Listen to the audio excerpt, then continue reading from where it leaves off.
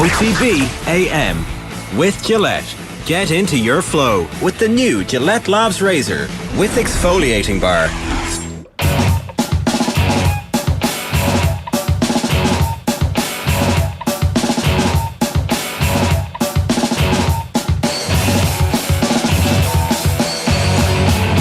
All right, very welcome along. It's Wednesday morning. We are bright-eyed and bushy-tailed. It's 7:30. This is OTB AM.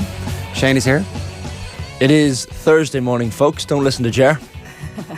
Nearly right. I had a day off. Yeah, that's fair. I lost a day. You were nearly there. I mean, you're only one day out. I didn't actually have a day off. I was working. I just wasn't working in this seat. Yes. In fairness, we did get into the elevator this morning and Shane turned to me and went, "What day of the week is it?" I did. So you had malice of forethought. See, I don't do it on air. Prior warning. I did my research this morning. Well, as we've just established, Kathleen's also here. Kathleen, how are you? I'm good. How are you guys? Our sympathies are with you this morning as an Arsenal fan. Thank you very much. Thank you very much. There was 45 minutes there where I was like, it's actually going to happen. And then City became City once more, and it did not happen. So is this a brutal realisation that the team is short, or is this the dawning of a new era of hope, which is probably worse in its own way, but we'll get to that. So which of the competing emotions are you feeling? Probably more the latter, to be honest. Like I've always said all along that I thought this little stumble is coming. I don't think we have the depth that City has. I don't think Arsenal have the... I mean, you even look at the draw up between Tomiyasu or Ben White. That alone kind of tells you that Arsenal don't have the sort of depth that they need to go toe-to-toe with City all the way. And I think last night showed that. So. I thought both Tomiyasu and Ben White were supposed to be the second coming of the Messiah, depending on what I was reading, at various stages of the last couple of years. Now, maybe the Ben White hype has died a little bit, but the Tomiyasu hype, no, is that... I felt sorry for him last night. That's right, not choo-choo. He has like a couple of good performances, but then there are nights like last night where you just don't trust him on the ball. He's very up and down. He's not like when he has the ball, he's either going to perform a masterclass or he's going to do what he did last night and basically hand the ball to De Bruyne on a plate and be like, score one of the nicest goals that I've seen in. Are we blaming Tomiyasu for that? I feel like he was okay after that. I think one mistake does not make a bad player. Nearly scored immediately afterwards, in fairness. But I also, a keeper in a bit of no man's land, I'm just not, I don't know. And also... He had a free header, which he absolutely skied over the bar. Under a bit of pressure and no support. He gave away a lot of bad balls. He crossed for Nketiah. Nketiah probably should have scored. Coulda, shoulda, woulda. Can I just, to puncture the hope, right? Remember the young Spurs team that just fell short against Leicester, who, turned out were full of superstars. But that's the start of something really special. They're going to go on and win something. They're going to be there. Look, they've got Harry Kane and loads of other players who it turned out were probably flattering to deceive somewhat. So the whole thing about we're building for the future. Okay, you build for the future at your pace, and then Newcastle signed 5 world-class players, and the new Manchester United owners come in and they sign 5 world-class players, and the new Spurs owners come in and they sign 5 world-class players, and your little tiny window shut. No, this whole crack that last night was I was expecting them to wheel the trophy out the way everyone was talking last night. Oh, there you go. City have won the league. Even Pep was asked a question by Jonathan Pearce afterwards. He was like, "Oh yeah, the Arsenal fans looked like they'd accepted that the title race was over." And he was like, well, if they win their game in hand, they're 3 points ahead of us, so it's hardly over. This is far from over. No, I don't think it's over at all. I think I'm less confident than I definitely was a couple of weeks ago, which is obvious by the state of the table. I mean, we were 8 points up at one stage and now it's very small margins. But I think the way that City changed in the second half just shows the class that they have and the ability that they have, that when the pressure gets tough, they know what to do. I think Arsenal, not that they panicked a little bit, but they just didn't have the experience of being in those top under pressure sort of situations and knowing what to do and knowing how to adjust themselves, and also not having the sort of experience and skill needed to take a few players off the bench, put them on to see out a game. If you had given me a 1-1 draw before last night, happily would have taken it. Not a bother going. The 3-1, I think, was probably a fair reflection of what City deserved after that second half. Arsenal didn't have any chances really that were proper. There's the Nketiah ones. Nketiah should have had a hat-trick. Yeah. Realistically. Are we forgetting that Arsenal have been the best team this season? And rarely does a team win a title without having a little blip. Yeah. Is this their blip? Maybe it's their blip. Is it a blip though? 3 games in a row now where they've just been incapable of getting the stuff that they need to get done. Yeah, but if they beat Emery's Villa at the weekend, blip over, and all of a sudden it's like, okay, yeah, we're back to. I think where they we need should to be. do a bit more than just beat Villa at the weekend to say blip over. I think they need to go on a bit of a run again. I think that because it's been 4 games on the trot now where they haven't really performed, they need to do something a bit more. I don't know.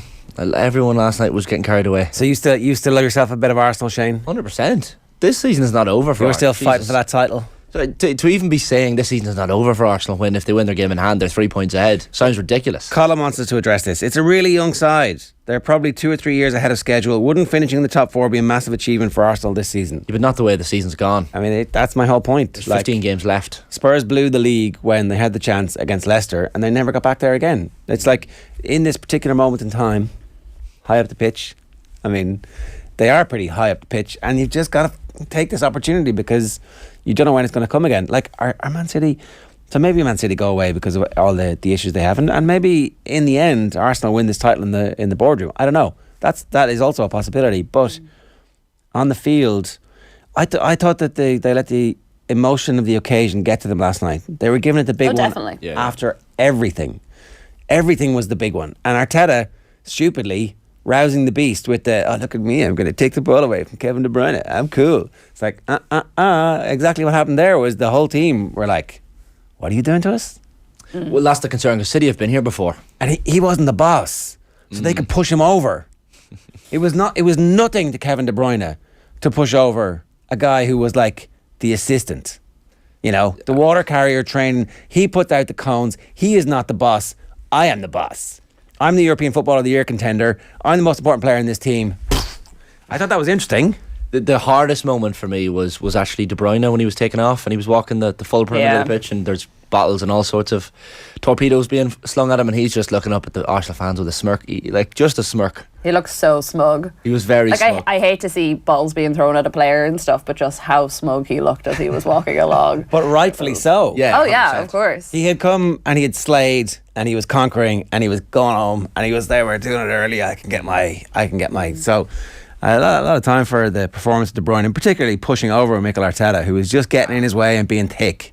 Best player in Premier League history? Or sorry, since football started in 1992? I mean, I don't know if we need to. Well, That's a big can of worms to open, Shane. I don't think it's a controversial can of worms. I think people saying De Bruyne is the best since 92 in the league is hardly a... I mean, who's been better than him? Paul McGrath. Anyway, I thought that they let the whenever the penalty was overturned, they were celebrating like it was a goal. Do you know, like? Yeah. And here, I don't know. Maybe the thing is, But if if they they'd win, won- That has kind of been Arsenal's stick all season. Like, they have been doing that, and there has been this, and it's something that I've actually liked seeing from them a bit more, because finally it's like you're watching an Ireland team or an Arsenal team, and there's actually a bit of passion there, a bit of grit. Like last night was needly, and it was not the sort of needly where, well, maybe more so the first half than the second half, where like City knew they could get at Arsenal and they could put like a little bit of pressure on them, but there was also like a little bit of needle going the other way as well, and obviously City came out the second half and performed better, so they were able to take the psychological aspect through. Yes. But I also think that like with this Arsenal team, I know what you're saying about like, okay, yes, there is a lot of money coming into the league. I mean, Chelsea signing like 10 players and spending 700 million or whatever it I is. didn't even mention that. Yeah, good point. But is it not proof of like the concept of what Arteta has done in the Yeah. fact that this has been happening? This isn't a new thing in the league. This has been happening consistently. The Premier League outperforms every single other league in the world in spending, and Arteta has managed to do what he did this season with not spending that sort of money. I know. And like there's nothing to say that if Arsenal now However- they're back in the Champions League, there's nothing to say either that they won't go this summer and spend money or bring someone in. They won't compete with the big guys, no. But Well- when you look at where Arsenal have been the last few seasons, yes, it'll be a disappointment. Yes, it'll be a failure not to win the league considering the position that they have. But you also can't discount the general thing that they have competed incredibly well this season. They have done incredibly well, and I think it's unfair to say they're going to do a Spurs. Well, Spurs were in the Champions League on and off and reached the Champions League final in the aftermath of that, or under the Pochettino era. However, they never got the opportunity to get over the line again. I guess that's what it is what I'm saying. If you have an 8-point lead in the league and you don't win the league, then it has to be a disappointment, and you have to begin to wonder about whether or not this squad is built to actually sustain the title challenge. And fair enough, I understand that they've come from absolutely nowhere to be in this position, and so that is a clear sign of progress. And I'm not saying that there's not progress, I'm just saying that they could easily look back in years to come and go, that was our one window where it was jimmied open because Liverpool were off it. Manchester United had just got their good manager who is coming and is signing and attracting world-class players and will also be in the Champions League next season. The Newcastle revolution hadn't fully started. The Chelsea revolution was just beginning, and we had this window where Man City were a little bit put off by what was happening off the pitch for various reasons. Like one of their players was subject to a massive court case that I'm sure was a talking point in the dressing room. Pep had signed his new deal but was going a bit mad to the point where he was apologising afterwards in the press conferences, and we had an 8-point lead but we couldn't get over the line because we were too young. I mean, I don't know if I'm buying that. They signed really well in the window, but I don't think anyone this season has really thought Arsenal had the depth. Like, that's the one thing that people have consistently said.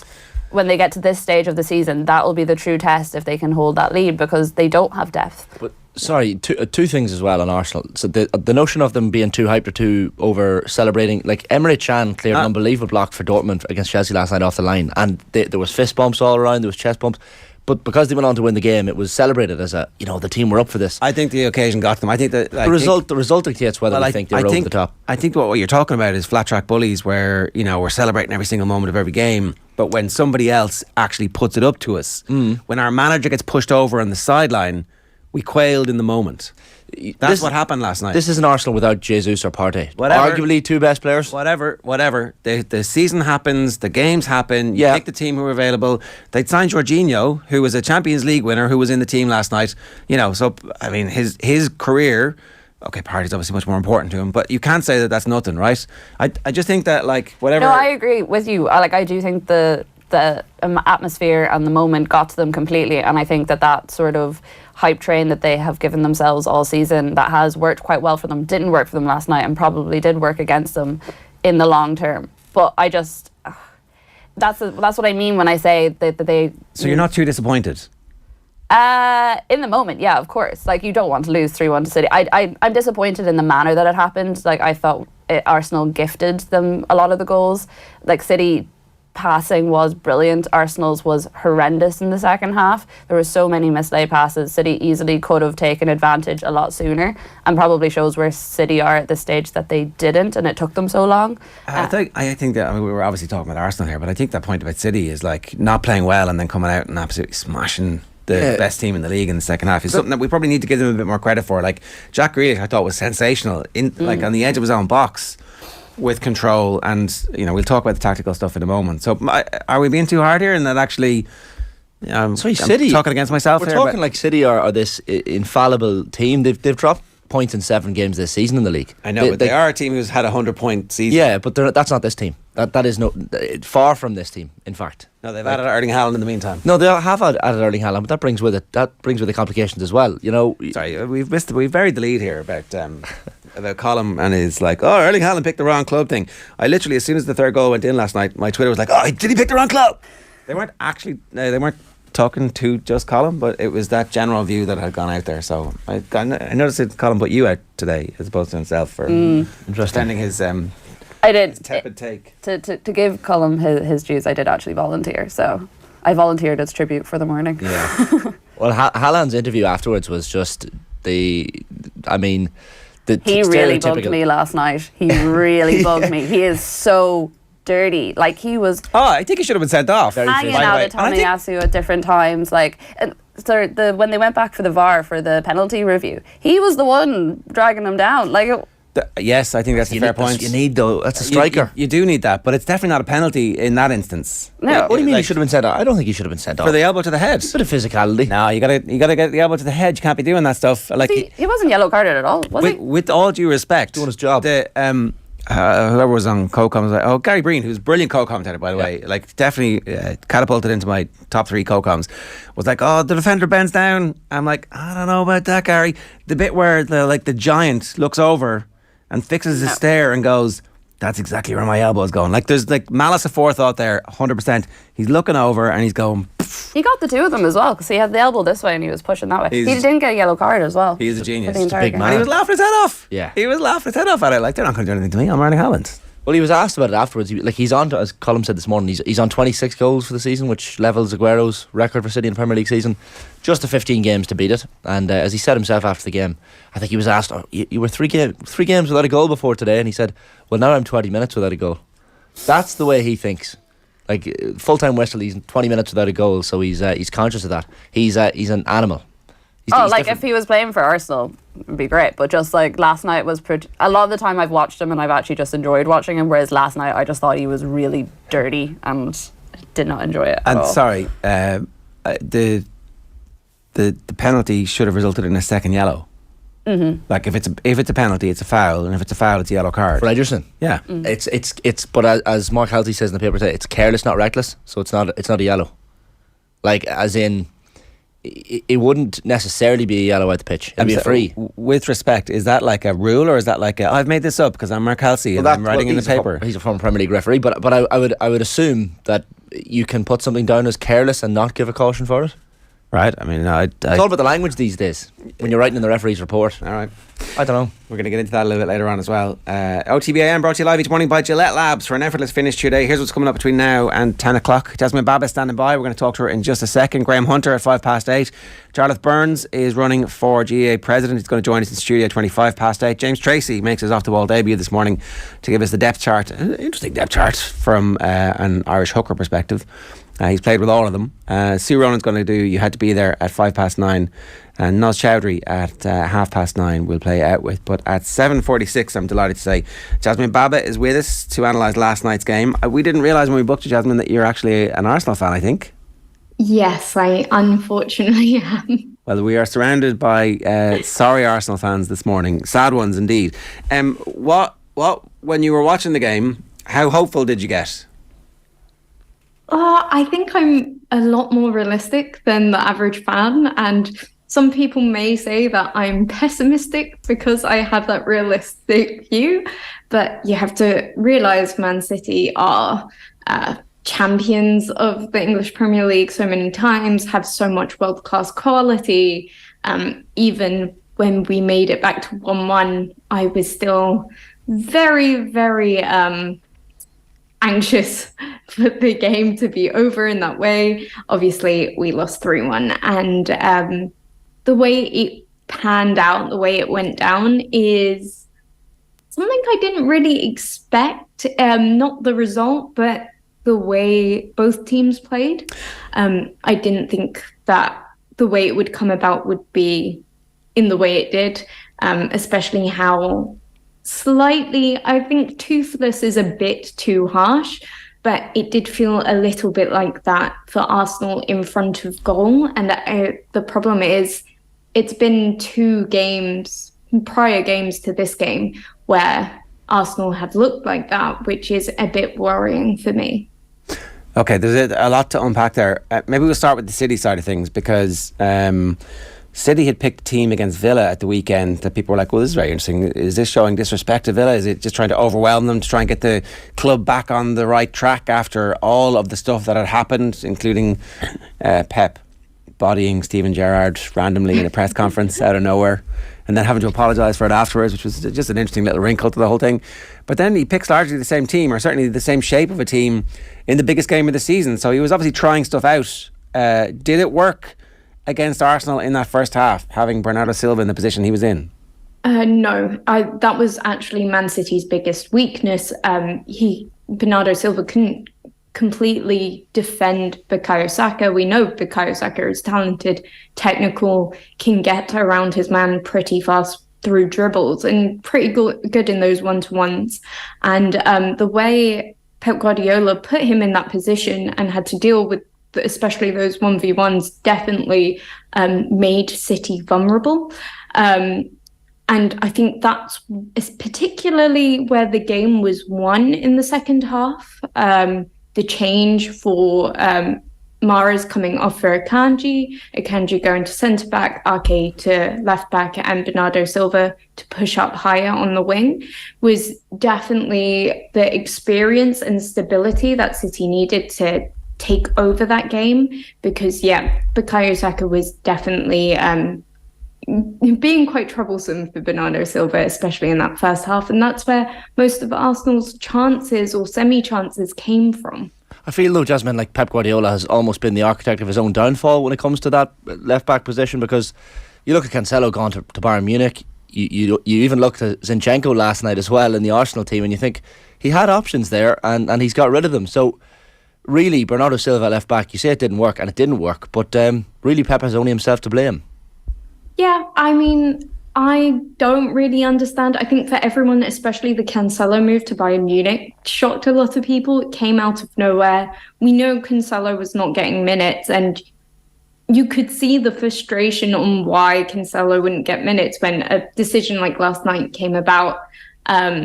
Instead of just playing Cancelo, there's been other moments in the season where he should have probably been getting more minutes, and especially compared to last season where he was basically a starter, it didn't make much sense.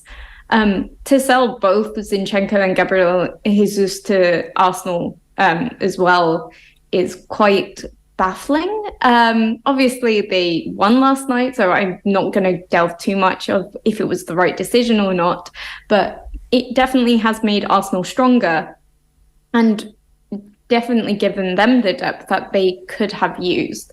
The reason why Bernardo Silva gets used in that left back is because Guardiola kind of sees players' technical abilities to put them in certain roles rather than positions. So he likes, he's done it before with Bernardo Silva with the inverted kind of wing back, because you come into the middle of the pitch more and he has more qualities to come into the pitch and start playing. But last night, if you're having to also defend someone like Bukayo Saka, that can be quite a difficult task. And had that failed, that definitely would have been on Pep Guardiola's decision-making on that night. Yeah, because, Bukayo Saka, he's pretty famous. Everybody kind of knows the athletic profile, the talent that he's capable of. And it doesn't feel like it's a good matchup. So it's a high-wire act that Pep was engaged in last night. And eventually he does make the change. As soon as he makes the change, is there an impact? Yes, it completely stabilizes the team on how they could play out and how quickly they could progress the ball. It's not quite often that we get to say Man City had less of the ball and had as many chances, more high quality chances than Arsenal.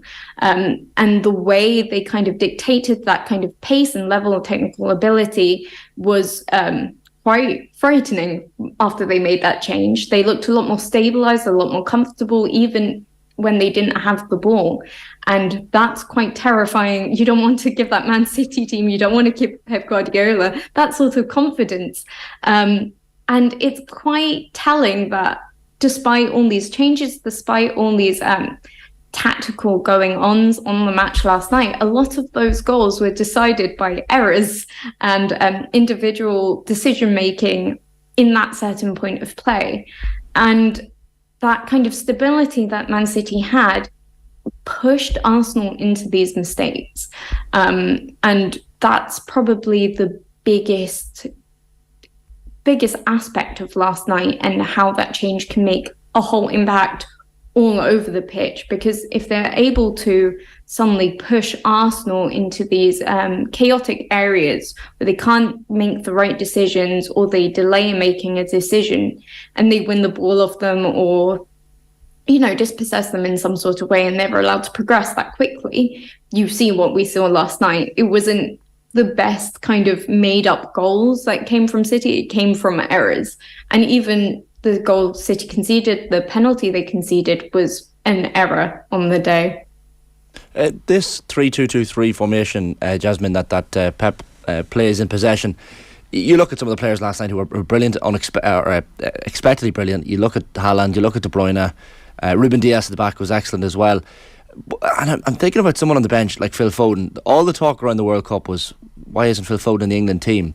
And now this far out from the World Cup, we're thinking, why can't he get into this Manchester City team? Is it a formation thing? I mean, he seems to be at the prime part of his career. He's 22 years of age, and yet can't get a sniff at the minute for City in a starting team. Oh, we've lost Jasmine there. It's frozen. Yeah, it's frozen. We'll get that back.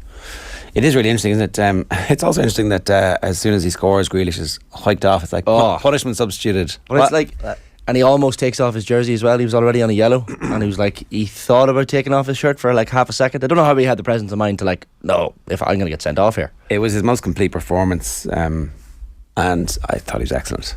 You see, there's a difference in Jack Grealish at Villa and at City. The work rate, he probably has to work harder at City. I think the work rate at Villa was really intense. Yeah, it was good. It was so. Look, John McGinn was obviously sensational whenever he was there as well. And anytime you forget to mention John McGinn, the Villa fans, but he was getting the ball all the time. Yeah, and expected to do stuff.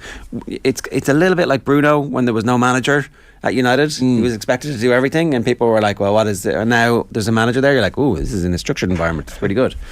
Bit of organisation helps. I don't know, like even Pep's interview after the match last night, he was asked about the change, the Akanji change, and he said, was that the moment at which you started playing better? And he was like, oh no, we started playing better before that, but it wasn't. That was the turning point, and Bernardo Silva just wasn't working. He's not going to admit anything, is he? No, of course. His attitude, even the press conference or the post-match interview, I'm just like, this man has an air of, and even Laro said it on the show last night with Joe, it's like, just, when he walks into a press conference, there's an air of, I'm the smartest man in the room.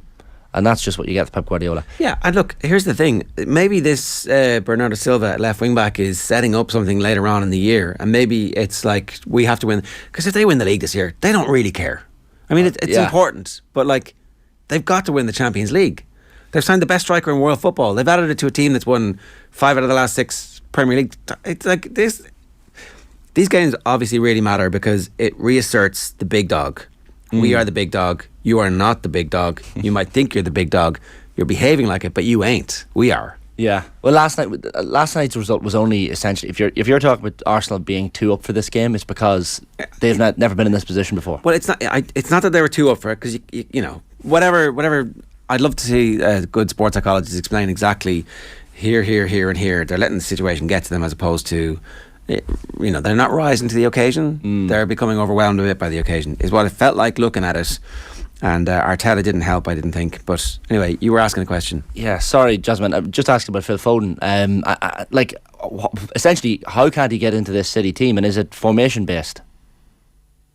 I don't believe it's formation based. I think it's tactical approach. I think Foden is so talented, so technical, and I think last night he was more based for I think Man City probably game plan was they expected not to have the ball that much or gave Arsenal the ball, and Foden wouldn't have flourished as much as he would have last night. And I expect him, I think they're also taking it a little easier on him because he's still very young, especially with the Champions League run coming up. They want him fresh and ready for that because he does offer something completely different to Grealish and Mahrez.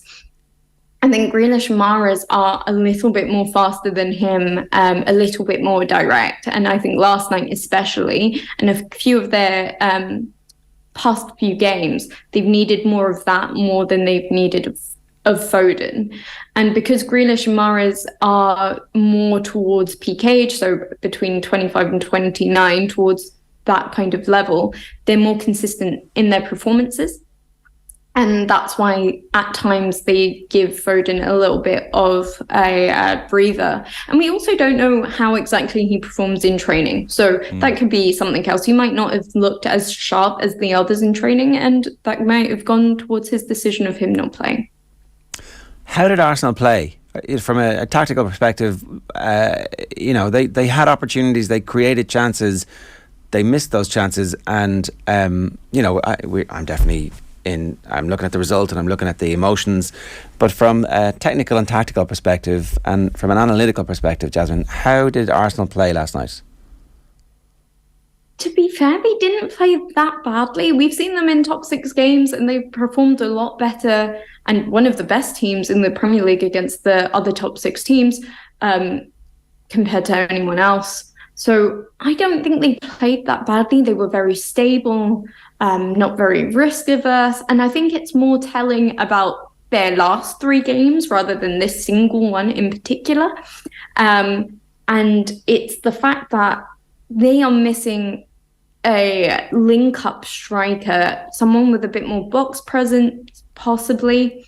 And when they have more of the ball, because Nketiah is more suited to running from deep and just more direct play, he hasn't been able to establish himself when Arsenal have more of the ball. He doesn't link up with Martinelli on the left as well. And we're seeing that a lot of the times Martinelli gets subbed off rather than a changing with Nketiah.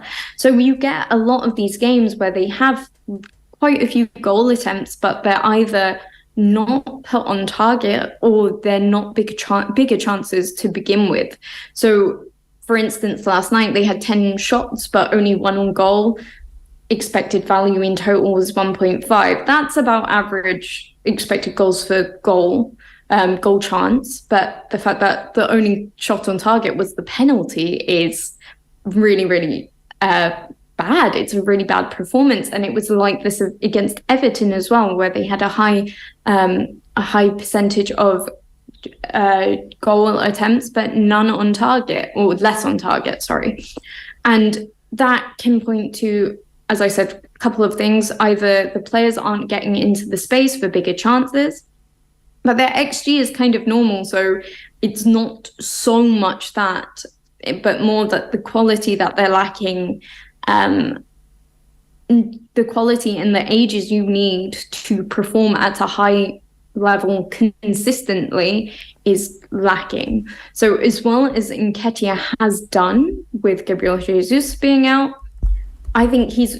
a bit like Martinelli in terms of style of play, that you need something different. You need a Gabriel Jesus because their link-up play is worse, and you're not getting into these spaces to get goals on target, to have big chances. And now they've only scored 2 goals in their last 3 games. So it's just kind of suffering. Against Brentford as well, you're expected, even though we've had the whole VAR controversy, you're expected to score more than 1 goal against Brentford. And that is the part that I don't think Arsenal really thought about. And I feel like if they had more of a box present striker, someone who can goal hang in the box, who can create space for others and as well as themselves, and someone who can link up play and lay off passes for his teammates, they would be in a better position. But they don't have that. They have Nketiah. So what they can do is kind of play how they did against Manchester United, despite them having more possession than the other team. More of their attacks were kind of not counter-attack focused, but based more on faster transitions, which Eddie Nketiah excels at, but they didn't really play with that last night, and instead got stuck. And their way of playing, and they actually took a risk in the way that they wanted to break through City's lines, which got them stuck every now and then. Okay. But that is why Nketiah has not excelled as much as he should be as a replacement, and as currently the only single lone striker there. All right, Jasmine, great to have you with us this morning. Thanks so much for joining us. Cheers. Thank you so much. It's Jasmine Baba there giving us some analytical insight into what happened on the field last night. Yeah, I'm fascinated to see how the season, like, now we're going to be focused on this April clash at the Etihad. Like, so much is going to come down to that, isn't it? I don't know. It's very far away. Arsenal need a recovery. You think City could be in the distance? I do, yeah. I think City are cranking it up, and something like last night is really inspiring for them, where they're like, you know, it was a weird season up to this point. A lot of those players have been away at the World Cup. They're emotionally drained after that. They're not that tuned in. Suddenly the club's future is hanging in the balance, and they're like, I mean, is this all going to disappear? But Arteta and Zinchenko and players, something they recognise, a situation. How do they respond to that? Brilliantly, absolutely brilliantly. Like with their best performance of the season so far, even without the ball, they're like, this is unusual. Let's see what happens. I don't know. I think that is Pep not going to have an eye on the Champions League now? Is there not an element of he wants to win it so badly that he might get a little bit distracted by it? Like, challenging on two fronts is not like how many teams win a Champions League and a Premier League. Not many. Those are dynasty teams. Yeah, City are built to do it though. I don't know. I'm not convinced that this title is over at all last night. I was just waiting for the red carpet to be wheeled out last night. Yeah. People are getting obsessed with this. 5 minutes past 8 this morning here on OTB AM. We're brought to you live each morning by Gillette Labs for an effortless finish to your day. Nikhil says, Man City took us to the cleaners in the second half. Fair play. Defensive mistakes are part of the game. Need to learn and move on from this defeat. Come on, you Gunners. Thanks for that, Nikhil. And we'll get to the rest of your comments in a few minutes' time. But in the meantime, Graham Hunter is with us. Graham, good morning to you. How are you? Fellas, good, thanks. When Casemiro signed for Manchester United, you said, this is a decision that I think is going to cost Real Madrid the title. And here we are 6 months in, and we can definitely wheel out the red carpet for Barcelona. That La Liga title race is done, right? Toast. No. Anybody who's lived and breathed Real Madrid, in my case, 20 years in this country, 21 years in this country, and for a long time prior to that, knows that Madrid are capable of cutting back what is now an 8-point gap. Yeah, it's very different. It looks more lopsided than the title race you've just been discussing in England, which is fascinating, and it's tight, and as Shane said, it's definitely not over. Although I'm feeling just a smidgen of smugness, because with my sponsors 2 weeks ago, I said, listen, I still think City will win this title. I still do today. If it definitely wasn't over because of the result in London last night. But Barcelona are playing in a manner which is really, really feisty. It's completely different from not just the execution, but even the ideology of how Xavi, the team Xavi played in, wanted to behave, either in their first treble year with Guardiola or subsequently under Luis Enrique, when the game was more vertical, was quicker. They had 2 forwards up front, Suarez, Neymar, Messi. And the idea was get the ball to them quickly, compared to how Pep has played. But this team, again, is very, very different indeed. Lots and lots of 1-0s. There's absolutely nothing that suggests that Barcelona are invulnerable between now and the end of the season. Not even the only 7 goals conceded so far. And Real Madrid have been patchy, and they have, for as much as Camavinga at Pivote last night is a special footballer, is a good athlete. He's very, very young. Tchouaméni at Pivote is, again, extremely impressive physically, has got a good temperament, but neither of them are Casemiro. I don't know if you two or your viewers, listeners, now agree with me. My point was Casemiro is super special.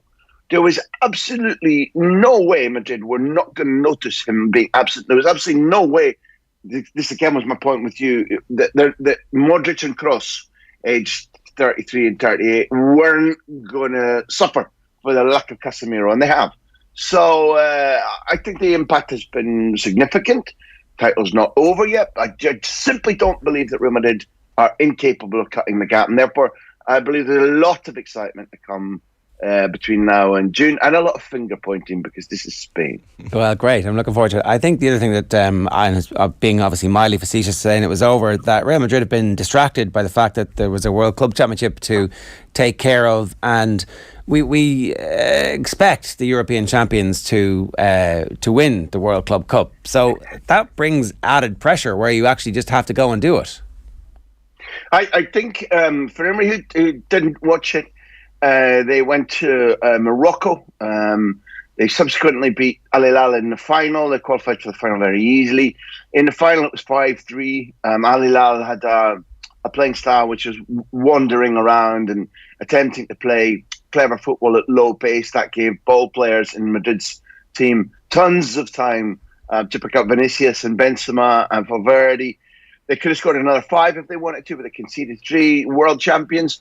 The buzz I got, and I was on television, La Liga television before last night, in the build-up to Real Madrid beating Elche 4-0, and I said, listen, the buzz from Morocco is that they love being in the sunshine. It wasn't roasting hot, but it was better than winter in Madrid. It was like a mini training camp. They found the games easy, and they became world champions. I know you didn't say it, Ger, but I know that in Britain and Ireland growing up, this idea about becoming world club champions has never been given a huge value. But I always felt a little bit differently, and I beg you to listen to the idea that a player like Benzema or Vinicius or Modric or Asensio or Ceballos puts a medal around the neck which says you're world champion. You get a badge on your shirt from now for a year that says you're champion of the world as a club. For a guy like Benzema, who felt treated like flotsam and jetsam by Deschamps and the French Federation in Qatar and didn't go back when he was fit to play in the World Cup final. For a guy like Camavinga, who did play in the World Cup final and lost it, the fact you can say I'm a world champion, if viewers want to say, I don't value it that much, that's fine. It's personal opinion. I can assure you that the players absolutely do value it above the Champions League. Shane was talking about dynasty teams. No. But you're world champion. You lift a trophy. It really counted. And therefore, they've come back. It's been like an injection of vitamin D. It's been really important to them. They enjoyed being away from the furore that surrounded Mallorca fouling them 29 times, Vinicius being abused racially game after game. All that fuss. They were put it on a shelf, go off to Morocco, beat 2 teams easily, come back with a trophy and a medal, and say, yeah, okay, this is a boost towards cutting back the lead on Barcelona, winning the cup. It's where it's a Clasico semi-final. I said it last night, I say it again. They should be playing, maybe I'm sold, maybe people don't remember the theme to Jaws. Oh, yeah. But that double bass, creeping menace of somebody swimming, and there's something that it's coming. Play the Jaws theme over Real Madrid's games for the rest of the season, because that's what it needs. That's given the Liverpool fans this morning just a shiver down their spine. Going, I thought it was all was well in the world again, and then Graham starts to wheel out the Jaws. Oh, God, great, terrifying. One distraction that isn't going away, and I don't know if it's just because it gets asked in a press conference and then it becomes news, is the Brazil job and Carlo Ancelotti, and he's like, typical phlegmatic Carlo. I don't know. I haven't heard anything. It's not, it's not like no way. It's like, oh, could be interesting. Could be interesting. What's going on? Yeah, they want him. I think there's any question about that at all. They tried very hard for Pep Guardiola. Just around the time that Tite was being removed, they thought they had Guardiola. It didn't work out, but they genuinely thought they had. Ronaldo Nazario was hopping from foot to foot in the days after Tite left, saying, we've got a coach who's coming, who's football I love, and then it didn't happen. You can wholly understand that if they're going foreign, for what I think is the first time, Carlo Ancelotti's ability to handle important players brilliantly is one of the things that you need if you're a Brazil coach. You usually need a Brazilian passport, I think. I think there's a difficulty. The fact that some of them, were he to take over, are players that he knows and who love and respect him, could make a difference. He has a contract. One of the things he keeps saying is, I have a contract till 2024. I want to see it out.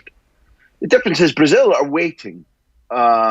It's, what would you two say? Is it the plum job in international football? Maybe. Is it one where if you take over and you value your own qualities as a communicator, a manager and a coach, you think you could win the Copa America, take it back off Messi's Argentina, go to the States and Canada and Mexico and win the World Cup? I think if you're a self-respecting coach, you think yes. I think it's a plum job, with no mind pressure or difficulties. It's a plum job. Why is it not being filled? I don't think he's alone on the list. I think Luis Enrique is a candidate. I'm not well enough versed to say about Brazilian club football. There's a muster point there. But the CBF don't think there is a muster point. If you're saying, Ger, which you hinted at, that you think it might take Ancelotti's eye off the ball, I'd like to respond with a certain firmness and say no. But at Madrid, although he's got a contract until the end of next season, if, for example, your proposition is right that La Liga's over and Real Madrid don't close an 8-point gap and lose it by a big margin, fail to defend it and go out to Liverpool, I don't think Ancelotti's contract will be fulfilled. So is that why the CBF are jockeying? Are they waiting to see whether Barcelona do them a favour? Don't know. And you talked about distractions. there's something that's more than a distraction, because this morning's Madrid papers have the front page, and in Marca's case, 6 or 7 pages dedicated to the revelation from the tax authorities that they have, by investigation, uncovered a firm which is run by an ex-referee and his son, who've been paid about 1.5 million euros during 2016-17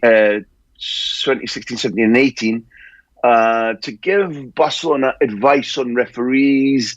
And that's all fine, because Madrid in 2009 publicly hired an ex-referee, Miguel Davila, and said he's there to make sure the players know the law, to have good relationships with the referees. And they put him on the staff. They put him in a very high position there, but he was an ex-referee.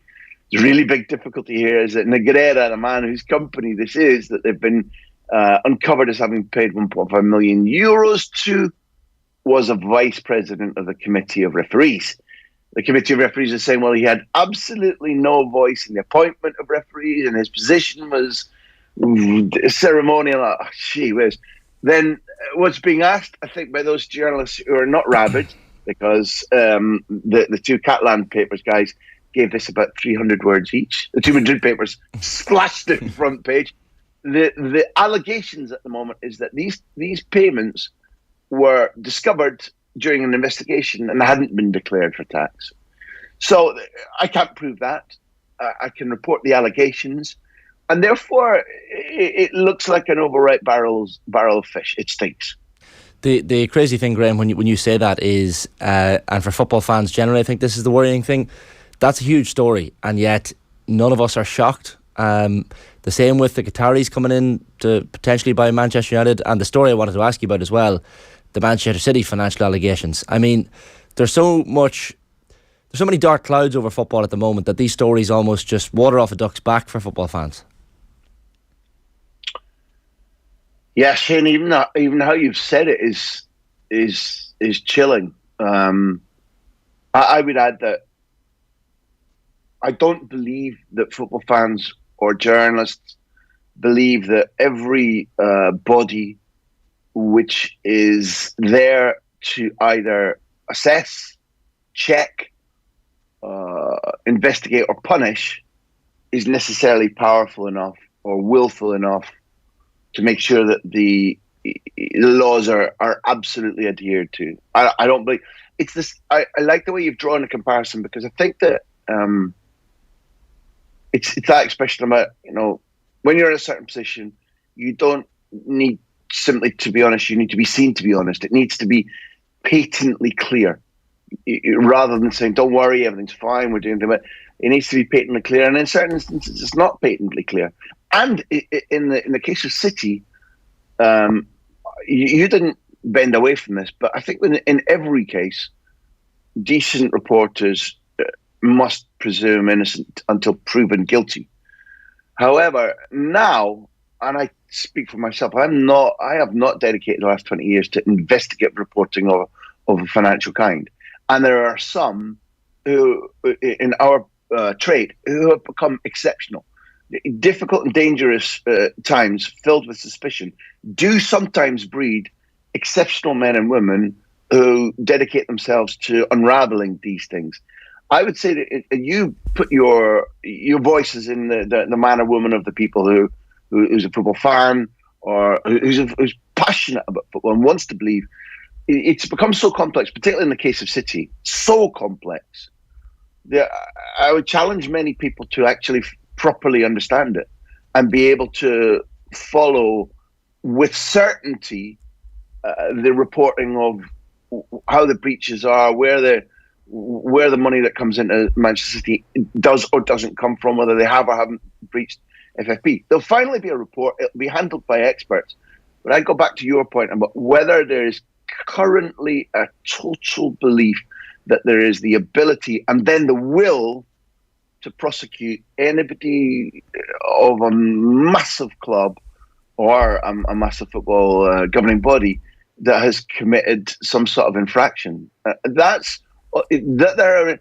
Everybody. Brian Glanville, the Sunday Times journalist, made his fame in the 60s by being an English-based journalist who investigated and proved corruption in Italian football in the 60s.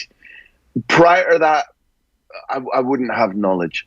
But back in the decade when I was born, there was corruption, there was malpractice, and there were determined attempts by journalists to unravel it. From that day until this, Shane, I don't think there's any one of us who thinks that malpractice and cheating went away. What I would contend, my opinion, you asked me, is one, I think it's become increasingly difficult to understand it and prove it. And I think there is a broad feeling that there may not be either the will or the power from governing bodies to say, we will take you on. Once we've proven it, we will impose all the sanctions within our power. And I think that's almost as insidious as the point you made. Yeah, no, it totally is, because it frames the terms of reference for everybody, and then sure, look, we know what happens when opportunity presents itself. I want to come away from that for a moment because, notwithstanding all of that backdrop, the football this evening at Camp Nou, 5:45 our time. It's Barcelona against Manchester United. It's a storied fixture. I see the younger Cruyff in all the papers today, talking about his time at both clubs and how going to Manchester United was a release and a relief for him. I'm really looking forward to this, particularly because Ten Hag has brought something to Manchester United which is kind of joyous. A little bit of structure has released the joy from so many of his players. And if there's a spikiness tonight to Barcelona, then this is actually setting up quite nicely. So it's just a smash and tie, and it's typical of football that it can shoot itself in the foot, and that Manchester United against Barcelona is the last thing we talk about, because while it's not the Champions League, it's a Champions League worthy tie. Both sides are extremely interesting. Both sides are on the up. United's playing style is now recognisable under Ten Hag to what many United fans would want them to be playing like. Incomplete yet. Missing a really important player in Eriksen. McTominay might have started. Barcelona's style is not so recognisable. It's extremely vertical. They're kicking the ball long domestically for 5'8" Gavi to challenge aerially for the ball against Raul Albiol or against Militao. It's phenomenal. Yet this 5'8", 19-year-old is in the top 10 midfielders for winning aerial challenges in La Liga. And in La Liga would have 120, 130 regular midfielders across all the teams each week. And little 19-year-old 5'8" Gavi is in it. So if Barcelona, and you both remember, Shane, I didn't know you at the time, but I know you were following football. Joe, I was talking to you when Guardiola's side was not only conquering Europe, but wooing the world, seducing the world in its football. If a goalkeeper, Victor Valdez, had kicked the ball from a place kick long, he'd have been sacked. Ter Stegen is now, against domestic rivals, lumping the ball long for Barcelona to compete for, and then pounces on in a brilliant way to win second or third balls in the midfield. It's genuine, and it's working. Now, against Manchester United, one of the fascinating points for me tactically is, after they beat Villarreal in the Madrigal on the weekend 1-0, clinging on a little bit, Xavi said to our reporter in English, yeah, listen, we're at the best moment since I took over, which was November the previous year. We're almost perfect in defence and intensity and pressing, which is true. Now we have to change our mindset. So wait. So he said, we're perfect in this, we're in the best moment, we have to change our mindset for United in the Europa League. He's not explained yet what he meant by that, but I take it that it probably means that their tactics should be to try and use the ball a little bit more in the old Xavi style, which is not how he's coaching his team at the moment. And it's working. I'm not being critical. It's remarkable to watch. Ten Hag is giving United a little bit what they used to have. Ten Hag is giving United what they bought him from Ajax to bring. It all fits, it dovetails, it seems natural. Xavi is doing something really quite remarkable at the moment. And we've got a tie, like you said, of all the echoes of United in 99 at the Camp Nou without Barcelona, but having come through that group that had Barcelona and Xavi's debut at Old Trafford in the 3-3 and then starting in the 3-3 at Camp Nou, There's echoes of that. There's echoes of 2009, 2011, the 4-0 that Barcelona imposed, Romario's Barcelona imposed Manchester. It's all there, but United could win both games. It's perfectly feasible. They could. Yeah, we're looking forward to it. Graham, great stuff. Thanks a million for joining us. You've suitably whet the appetite. Cheers. Enjoy it. Cheers, lad. So Graham Hunter there giving us some thoughts ahead of that game tonight. Now, during the break, the Koi Gig Pod, you're going to hear Emma Byrne talking to Kathleen about Aoife Mannion. Koi Gig Pod on OTB is in association with Cadbury FC, official snack partner to the Republic of Ireland women's national team. We're back with Jarlath Burns talking about his campaign to become the new GAA president next.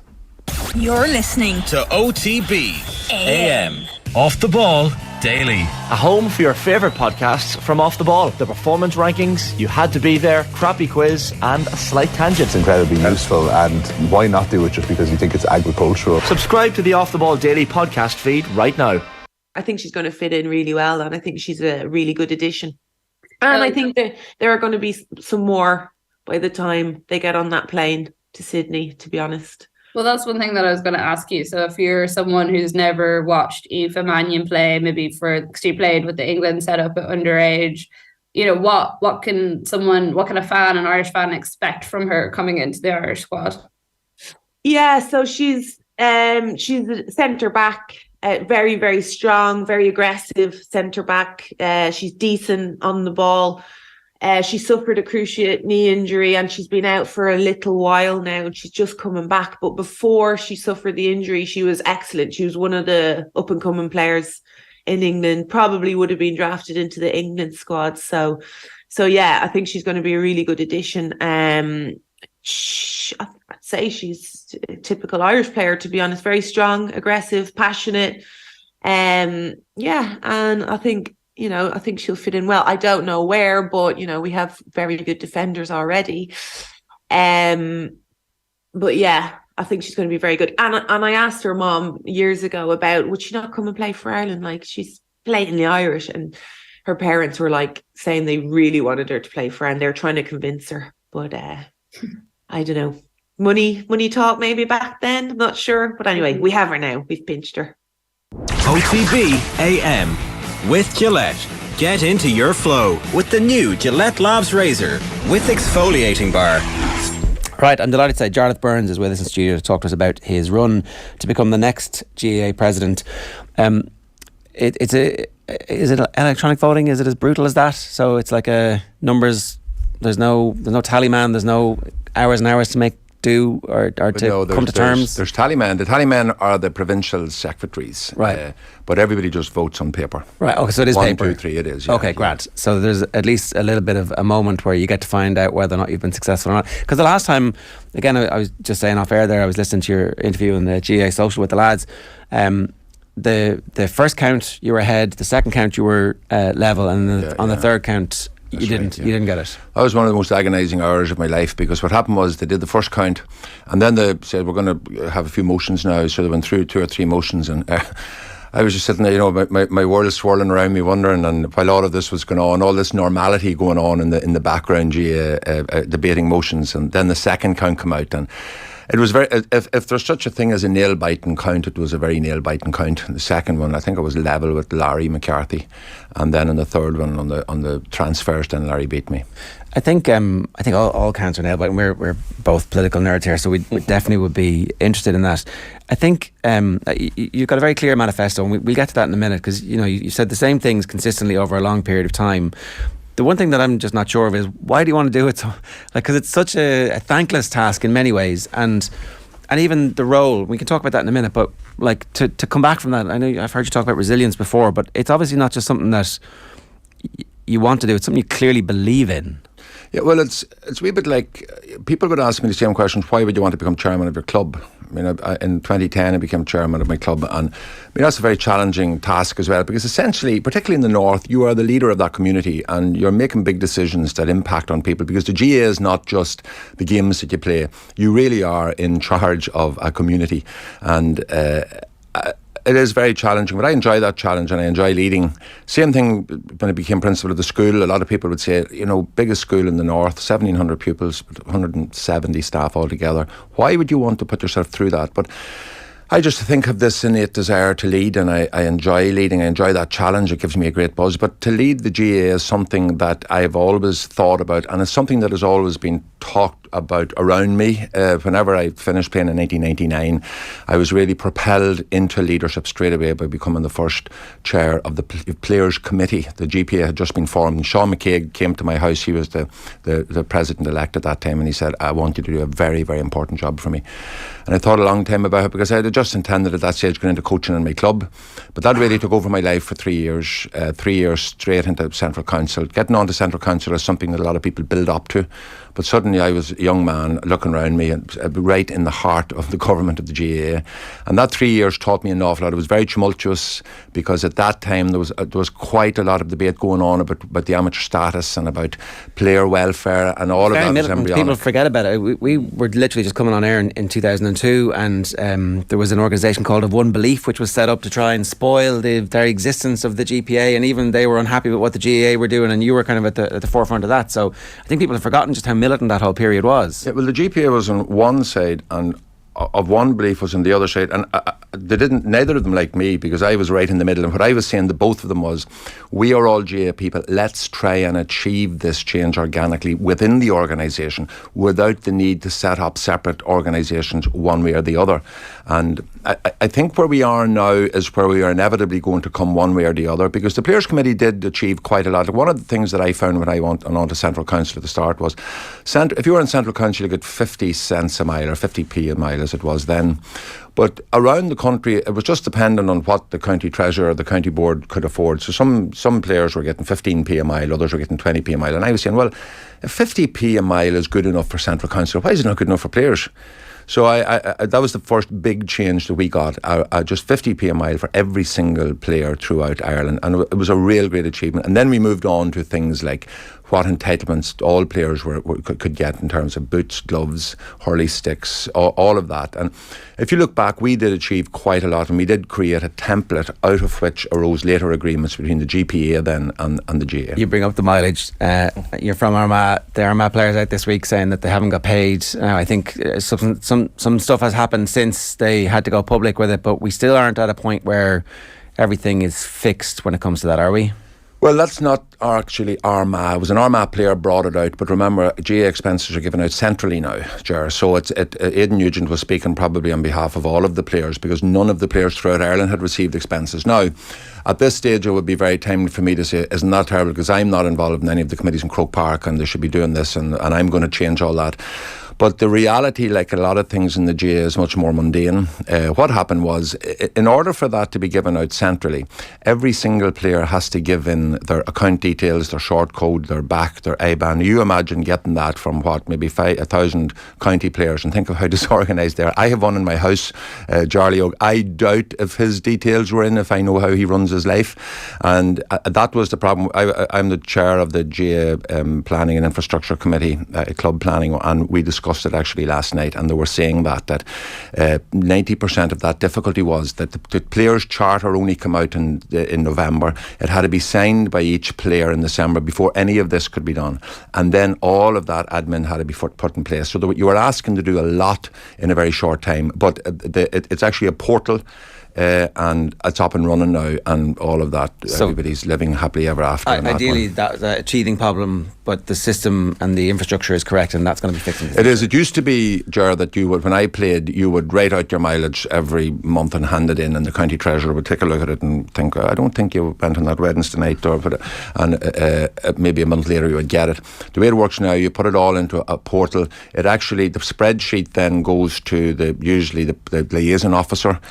He looks at it to see if it's commensurate with what you say you had done, and then it goes in. There's quite a lot of checks on it before the player actually gets the money. You used an important phrase about the Central Council as the government of the GAA. I'm always a little bit wary of the power that the president and the government actually seems to wield, because we're told there's a tension between the administrative arm and Central Council, and I don't know if it exists or not. Do you honestly believe that as the president you'll be able to shape the future of the organisation and carry along with it the executive who will actually carry out the the vision that you have as president? Well, one of the things that I would always find, and this is the second time I've gone around every county, I've travelled every county in Ireland, apart from the ones in the north who nominated me and said, don't be coming up to us, we've nominated you, spend your time going around the other counties. There is always this difficulty where members of Central Council feel that at the moment, they're just a rubber stamping exercise, because the GAA Management Committee meet the night before the Central Council meeting. They go through the agenda, they make a lot of decisions themselves, and then they bring it in really for further discussion. But if you already have had the Management Committee go through it, you have a lot of people in the Central Council room who have a corporate responsibility to go with what they voted on last night, and it's difficult then to demur from some of the decisions which have been made. That sometimes creates a little bit of frustration in Central Council, and it is a model that works throughout the GAA. In every county in the GAA, we have the county board, which is representative of every club, and then you have the county executive, and the county executive make a lot of the day-to-day operational decisions, and the county board meets once a month, to discuss them and to ratify them. The difficulty I feel at the moment is that I've done 2 stints in Central Council. I did one in the early 2000s as players rep. I did one, I think it was 2013, for 5 years as the Armagh representative in Central Council. I found it changed quite a lot, because the 5-year rule has changed a lot. It's changing now all the time. Back then you had out and out Central Council men in 2001, with the result that Central Council, although it's a representative from every county, it should be their charged with the corporate governance of the GAA. So the Central Council representative should be Croke Park's man in the county rather than the county's man in Croke Park. And I found that, I think now we have 32 independent republics, each fighting their own corner and not wanting to give anything, and it's difficult to get decisions made in that arena. And one example of that, Ger, is whenever the decision was brought in that you could have a sponsor in the back of your jersey, I felt that that was a great opportunity for us to bring in genuine equality. And instead of allowing each county to make a deal with an individual sponsor, which would discriminate against the Division 3 and Division 4 teams, against the Division 1 and Division 2 teams, because if you're a Division 1 team, you can very, very easily get a sponsor. And I found this. Look, Armagh have been in Division 3 during my time as an executive, and now we're in Division 1. When you're in Division 3, you're scraping for sponsors. When you're in Division 1, you don't have sponsors, you have commercial partners, and it's a completely different relationship and a completely different capacity to get sponsorship. So what I was arguing was that the GAA ourselves should use all of our corporate ability to get one sponsor, put it on every jersey. I mean, you could get millions for that. Every county jersey in Ireland, hurling and football, would have that sponsor on the back of it. And give the money out on a sliding scale, Division 3, Division 4 first, followed by up Division 1, which would be dealing with the reality that there is no way that Leitrim has the same capacity to get sponsorship as Armagh or Mayo or Dublin. So it didn't even get a seconder. Okay, that's what I'm worried about here, is that you can have a brilliant vision for where the organisation should go, but that actually the president isn't the role in which you're going to be able to. Now, if you say that this time as the president, you're definitely going to get a seconder, because somebody will be like, okay, I need to keep in with the president, and that's just the realpolitik of it. I guess I'm wondering, is there any possibility that you get this job and find it frustrating about how quickly or otherwise you're able to implement the vision that you have? Well, yeah, I think that there is a number of answers to that. If I should have been cannier with that motion, I should have had all of the Division 3, Division 4 counties on my side. I should have rung them all. That's the way it happens. That's the way you get change. You work very, very hard at it, and then you go, to some of the other smaller counties and go to people who you know in Central Council and say, this is the right thing to do, and have everybody prepared for it. So I'm maybe being a wee bit unfair on Central Council. When people think about, and somebody, I think it was John Coster in Dublin, said this to me. He said, what change really can the president make? You're saying you're going to do all these things, but can the president really change? Well, I think you can try your best to change the culture of a lot of how we do things. You have only 3 years to do things. You're also bound by a strategic plan that goes until 2026. Right. And it is a very effective plan, but there's things I would like to add to it. But the president of the GAA doesn't have, like Donald Trump, the ability to bring in an executive order or anything like that. But what you have to do is to gain consensus at the meeting and to try and bring people around to your vision, because you have to be responsible and you have to be a safe pair of hands. Jarlath, you mentioned Donald Trump there. We're all fascinated by the red and the blue and the geography when a US presidential election comes around. You have to keep the Nordies out was a phrase that kind of came up in I think it was the last election for GAA president. Is that an attitude that still prevails? Is it tougher for someone like yourself to get the top job? Well, the last president from the North was Peter Quinn. He was in the 90s, and the one prior to that was Paddy McFlynn, and he went 3 times to get it, but I certainly won't be going 3 times. The interesting thing is, I don't subscribe to that at all, because some of the best friends I have in the GA are from the deepest south. This time, unlike the last time, I have a team working for me, working very, very hard, and I haven't discovered that, certainly not to my face. Nobody has said that, but I will say this. When you're a GA presidential candidate in the North, you get asked questions that you don't get asked if you're from the South, just by the fact that in the North, in the South, for example, our Irish culture, our flag, our anthem, all of those things are rational, logical things we have as patriots, and we love our country, and the GA is part of that expression of our Irish identity.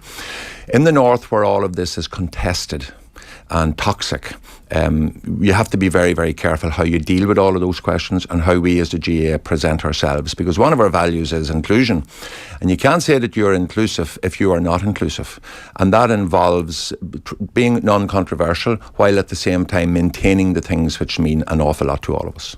Very difficult, threading the eye of a needle in the middle of a storm.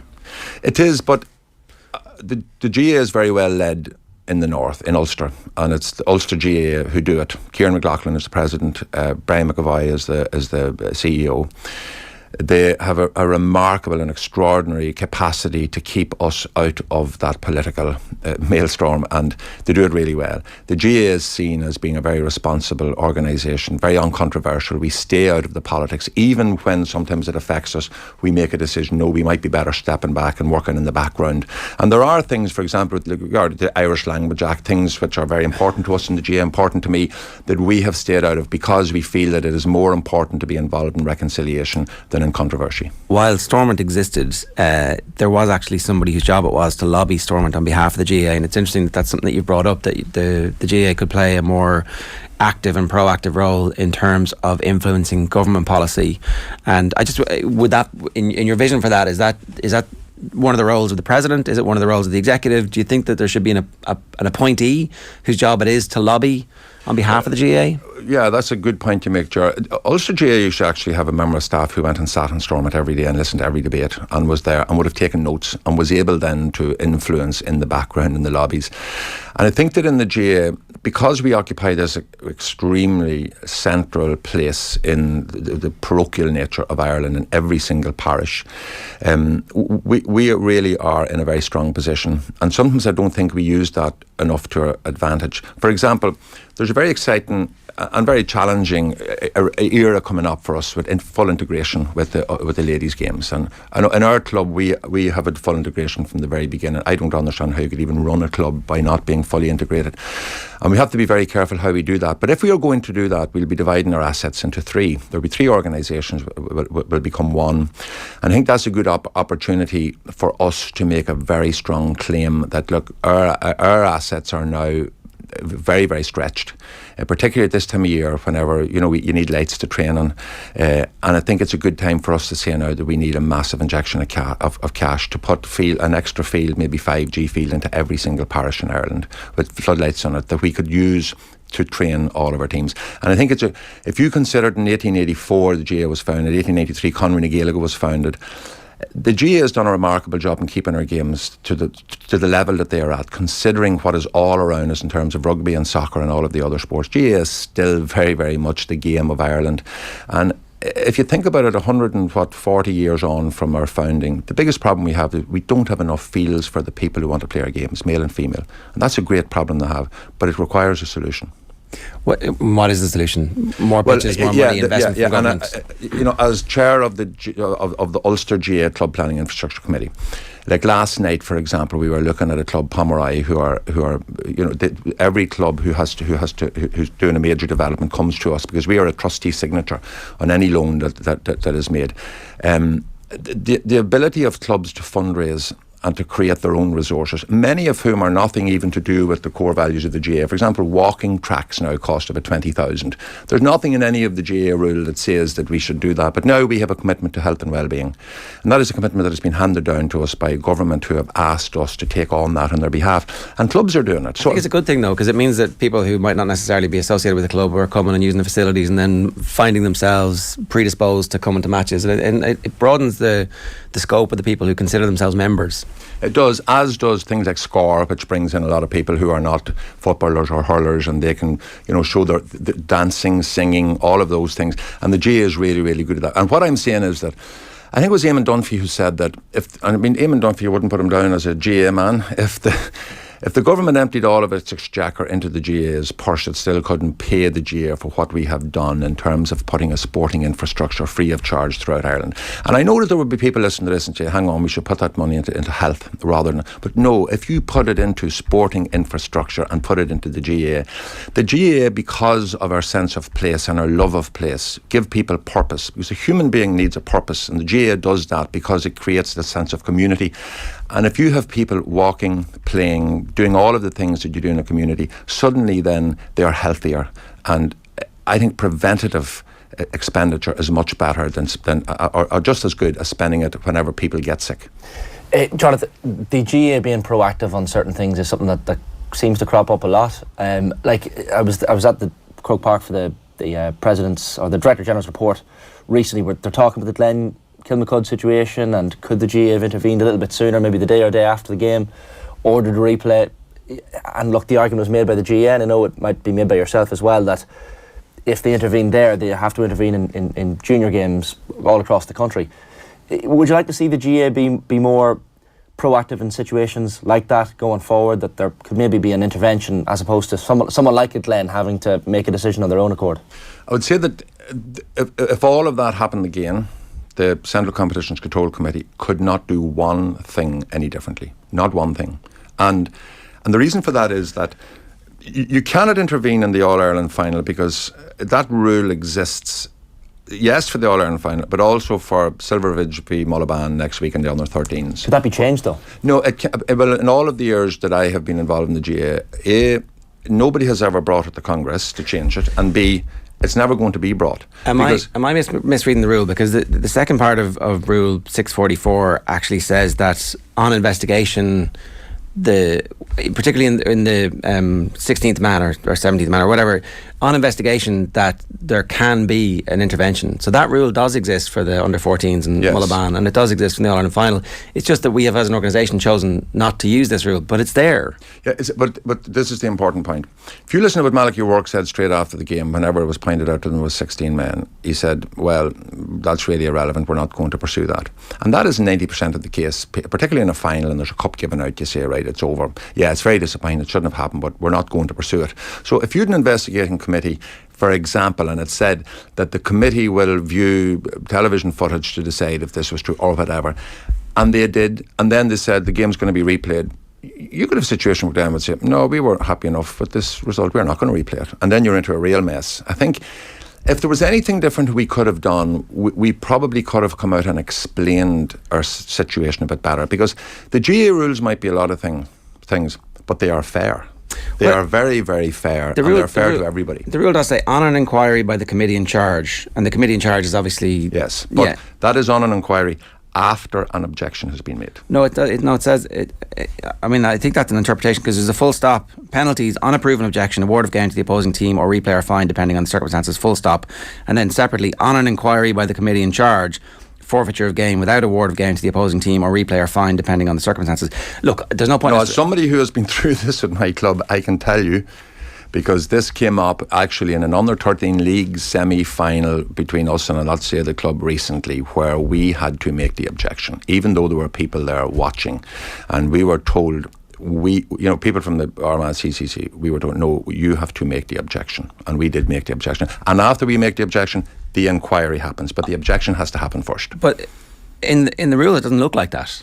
Yeah, like the way it's written and the way it's crafted. I think there's two things. There's precedent, right? And then there's also what everybody wanted to happen. I think under these rules, it would have been possible for the organisation committee to say, citing on an inquiry by the committee in charge, we're the committee in charge, we've seen the video evidence and we've decided that there's something. I think there's room for that. Yeah. And look... Now, there's one difficulty there with that. If that's in the referee's report, yes. If it's not in the referee's report, you can't go re-refereeing the game because if you're going to take those words on an inquiry, it means then that there is a precedent that you can inquire into everything that was made. So if there was a lift ball in the square in the last 5 minutes, you can equally yeah, it is in the rules though. There was, I don't want to get bogged down. I do think that there was a mechanism there for them to access, but that there was a decision made that this opens up a can of worms, and I actually think sometimes can of worms is no harm for us to look, let's see what's at the bottom of the can. Yeah, but can of worms means then that every single county and unit, I mean, I've sat on the Disputes Resolution Authority, the DRA, for the last 20 years. I've seen everything. I sat on Ulster Hearings Committee. I've seen everything. And if you were to ask me, is there anything about the GA that I don't like? Well, I was going to say. Right, because the GA is a replication of Irish society. There are good and bad in Irish society. Okay? It reflects the good and it reflects the bad. And the bad is that if you look at, for example, Roy Keane getting the yellow card in the European semi-final, and, you know, there wasn't one Parish commentator said, oh yeah, Man United are going to try and appeal that. But in the GA, that's in our culture. It doesn't matter what it is. We'll appeal that. And there's always, the GA rules are almost set up to allow for that to happen, because as Donal Óg said one time, there's always another throw of the dice. If you fail here, you can go into hearings, you can go into the DRA, you can go into Ulster hearings. And I just don't like that culture where, you know, people will say, yeah, he got sent off, he hit a man there, he needs to learn his lesson, he needs to get a month, he needs to take that month and he needs to reflect. It's how can we get him off? And I don't like that. And that's not specific to GA. That's what our society is like. We try and bend the rules. Another element of that of the GA that some people don't like is the reticence towards change. Like, really, what should come out of the Glenkilmacud situation is change, maybe in terms of the substitutions or how that operation happens. It's been suggested that soccer does it well. Player comes off, player comes on. It's all very mechanical. We know what happens. In the GA, it's just a bit more flaky. But do you feel that there's reticence towards change in the GA at the minute, that maybe there should be more, like it should have been changed already? There should have been a point made that the substitutions is completely changed because of what happened. Yeah, well, I can't imagine another time in all of the times we've been watching GA games that this has happened in a game like this. But here's the way it happens, right, in GA matches. And we've all been at thousands of matches and we know the way it works. So in a very, very close match, it comes to about the 59th to 60th minute, into the 70th minute, and then everything becomes frenetic. Every move you could get a score. You're expecting, like Armagh v Mayo there a couple of weeks ago, Armagh got 5 scores in the last 10 minutes. There was more football played in the last 5 minutes than there was in the first 65 minutes. And I've spoken to people, I've actually spoken yesterday to somebody from the Central Competition Control Committee who said that we should probably bring in a rule that once the 70th minute comes, you can't make any more substitutions. Now, when I was chair of the Standing Committee of Playing Rules, we brought in a rule because we felt that a lot of substitutions were made just to waste time, that there's an extra half a minute put on for every substitution. So a lot of teams don't realise that, you know, the referee's going to put on an extra half a minute for this. So perhaps if we did, I'm not saying we should, but a certain something to consider, we always look at a solution-based approach, that perhaps if you brought in that rule on the 70th minute after that, for the last 5 minutes, let's say, of extra time, no substitutions can be made. The only trouble then is that somebody gets legitimately injured, and you end up with 13 men on the pitch and somebody has 15, and because they were injured, even though they haven't all used all stuff. And you know, Ger, you say unless you get legitimately injured, or unless it's a head injury, but we all know what would happen. Somebody goes down. Exactly. Yeah. I mean, that's exactly it. I guess if the rule of the 30 seconds was applied and was everybody just expected 8 or 9 minutes of injury time, then that might cure it. The World Cup, they managed to do that very well. But anyway, look, we got a bit sidetracked there, but I think you've covered most of the key points on your agenda for this. When is the actual moment that you'll find out? It's Friday. I think the vote is at 7 p.m. We'll know everything at 9. There'll be a lot of people following it on social media. A lot of people in my club want to come down to it. They did the last time, surprised me. I looked around and there was all these blue and yellow. It was a bus load the last time, wasn't it? A bus load came down. And I wasn't expecting it, couldn't believe it when I saw it. I think they were expecting me to win. And though, if somebody said, one of the ladies, when we back to the club, she says, yeah, we weren't that disappointed. We got to meet Marty Morrissey. He's canvassing for number 2s. You obviously canvass for number 1s, but number 2s... The number 2s are so important, and I made that mistake the last time. I was a novice, and I thought, why not go for the number 1? But remember, people are very provincially loyal, so you'll go for the man in your province. And the last time then, of course, we had Larry, who was overseas, and he had the overseas vote, and it's difficult to capture that vote unless you are over and back all the time. I have been I've been over at the Asian Games. I would spend a good bit of time in England at their GAA. Go to a lot of functions over there. I've played in America myself, but you can never really capture the challenges. So yesterday, for example, on the week of Congress, I arrived yesterday. You meet the overseas delegations as they're coming over. So yesterday I met Canada, I met Asia. Today I'm meeting North America, and then I'll meet the rest of them. And you ignore those units at your peril, because every one of those have their own challenges and their own opportunities. They're all at a different stage in their continuum of development, and I think there is sometimes an attitude, oh yeah, you're doing great work, but don't be bothering us. And I think the overseas are a crucial part, because if you have a child who's going abroad to work and you're worried about them getting on the plane, in 9 times out of 10 they'll ring you up a few days and they say, we'll tell you there's a GAA club and I've met 10 or 12 people and we're going to train, and suddenly you feel my child is safe. And it happened to our own daughter Megan when she went to work in Qatar, in Doha, and look, her mummy was just up the walls, and the following night, I've Oryx Naher and a GAA club in Doha, right, and she was going around all of the countries around playing games, and that's their social scene. I hope she was canvassing for you in Doha as well. She's back home. She's married to Dee O'Keefe, who plays midfield for Wexford, and that's a whole different story. Well, there'll be good genes there. Jarlath, we wish you the very best of luck. We did offer your rivals the opportunity as well, but unfortunately the time hasn't worked out for them. So thanks very much for making the time to come into us today, and we wish you the very best of luck. Thank you very much, Ger Shane. It's 8:55 this morning. If you want to get in touch with us, we'd love to hear from you. 087 9180 180 is the WhatsApp number. James Tracy, the retired Leinster and Ireland hooker, is in studio next. Here's some Mark Lawrence and goodness talking to Joe after Arsenal Man City last night. Enjoy. Will this be a real beginning of the end moment for them, is the question, or is there enough experience in there to almost rally again and say most title winners have these blips? Yeah, they've got more than that. In all honesty, the problem is that the team now in front of them could very well almost win every single game. That's the worry. But no, I think there's another manager, Arteta, who's very much driven, and be interesting obviously to hear what he says tonight, because he keeps saying when the recent results, the draw at home against Brentford, the loss at Everton, he said, I love my players and they give everything for me, and he's very much a modern kind of manager. But there will be doubts, but there always are doubts. I mean, you don't kind of sit next to your mate in the dressing room after the match and say, oh, we've had it, but you're thinking to yourself, what's going to happen? Maybe because they have quite a few young players in the team, it might start to affect them. It wouldn't really start to affect the older ones because they've been through it. And as long as the dressing room is strong, which I think it is, it would appear to be, it shouldn't be. It's Mark Lawrence talking with Joe last night. You can get that on the Football Show podcast stream. Now, I'm delighted to say James Tracy, former Leinster and Ireland hooker, is with us in studio. James, good morning to you. How are you getting on? Thank you very much. Thanks for having me in. Good time for Irish rugby at the moment. About as good as it's ever been. I was about to say that. I was like, not bad. Yeah. I think from a fan point of view now, watching on, it's unbelievable to watch, like the brand that they're playing, as well as being dominant in most areas as well. I think it's probably the best spot we've been going into a World Cup, but hopefully a Grand Slam or even a Six Nations win is on the cards first.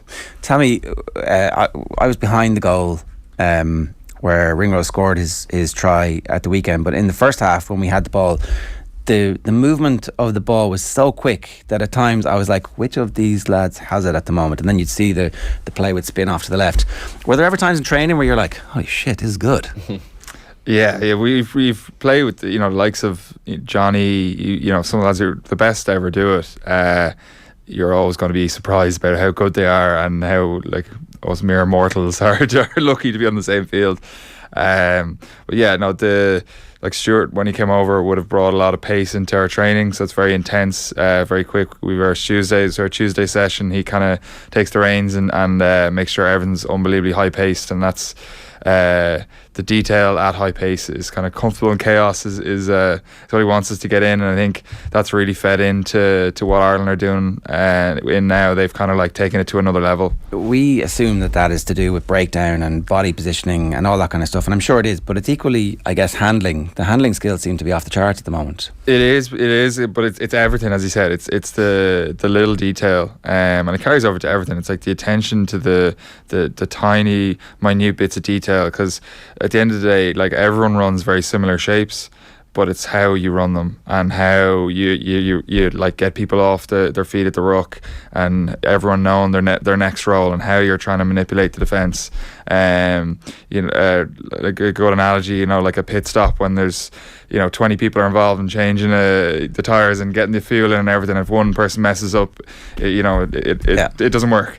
So everyone has like a little role to play that makes the car go that little bit much faster. Okay, that does make sense. We asked you a nice handy one as your introduction to us, to do the depth chart for the front row, and I thought this was going to be a very straightforward. It's very obvious at the moment. We all know what our first choice front row is, and so Loosehead followed expected lines with Porter first, Healy second and Kilcoyne third. But at hooker there seems to be some mistake. It says Kelleher number 1 and Dan Sheehan's number 2, but Dan Sheehan's the best player in the world. What's going on here? I think first of all, I feel like I was set up for failure with this one, but I know typo. Yeah. Listen, I think Dan's been unbelievable, and I think it's one of those kind of like Messi, Ronaldo situations where it's like you're doing well if you've either of them in your team, but it's what would you prefer at the time?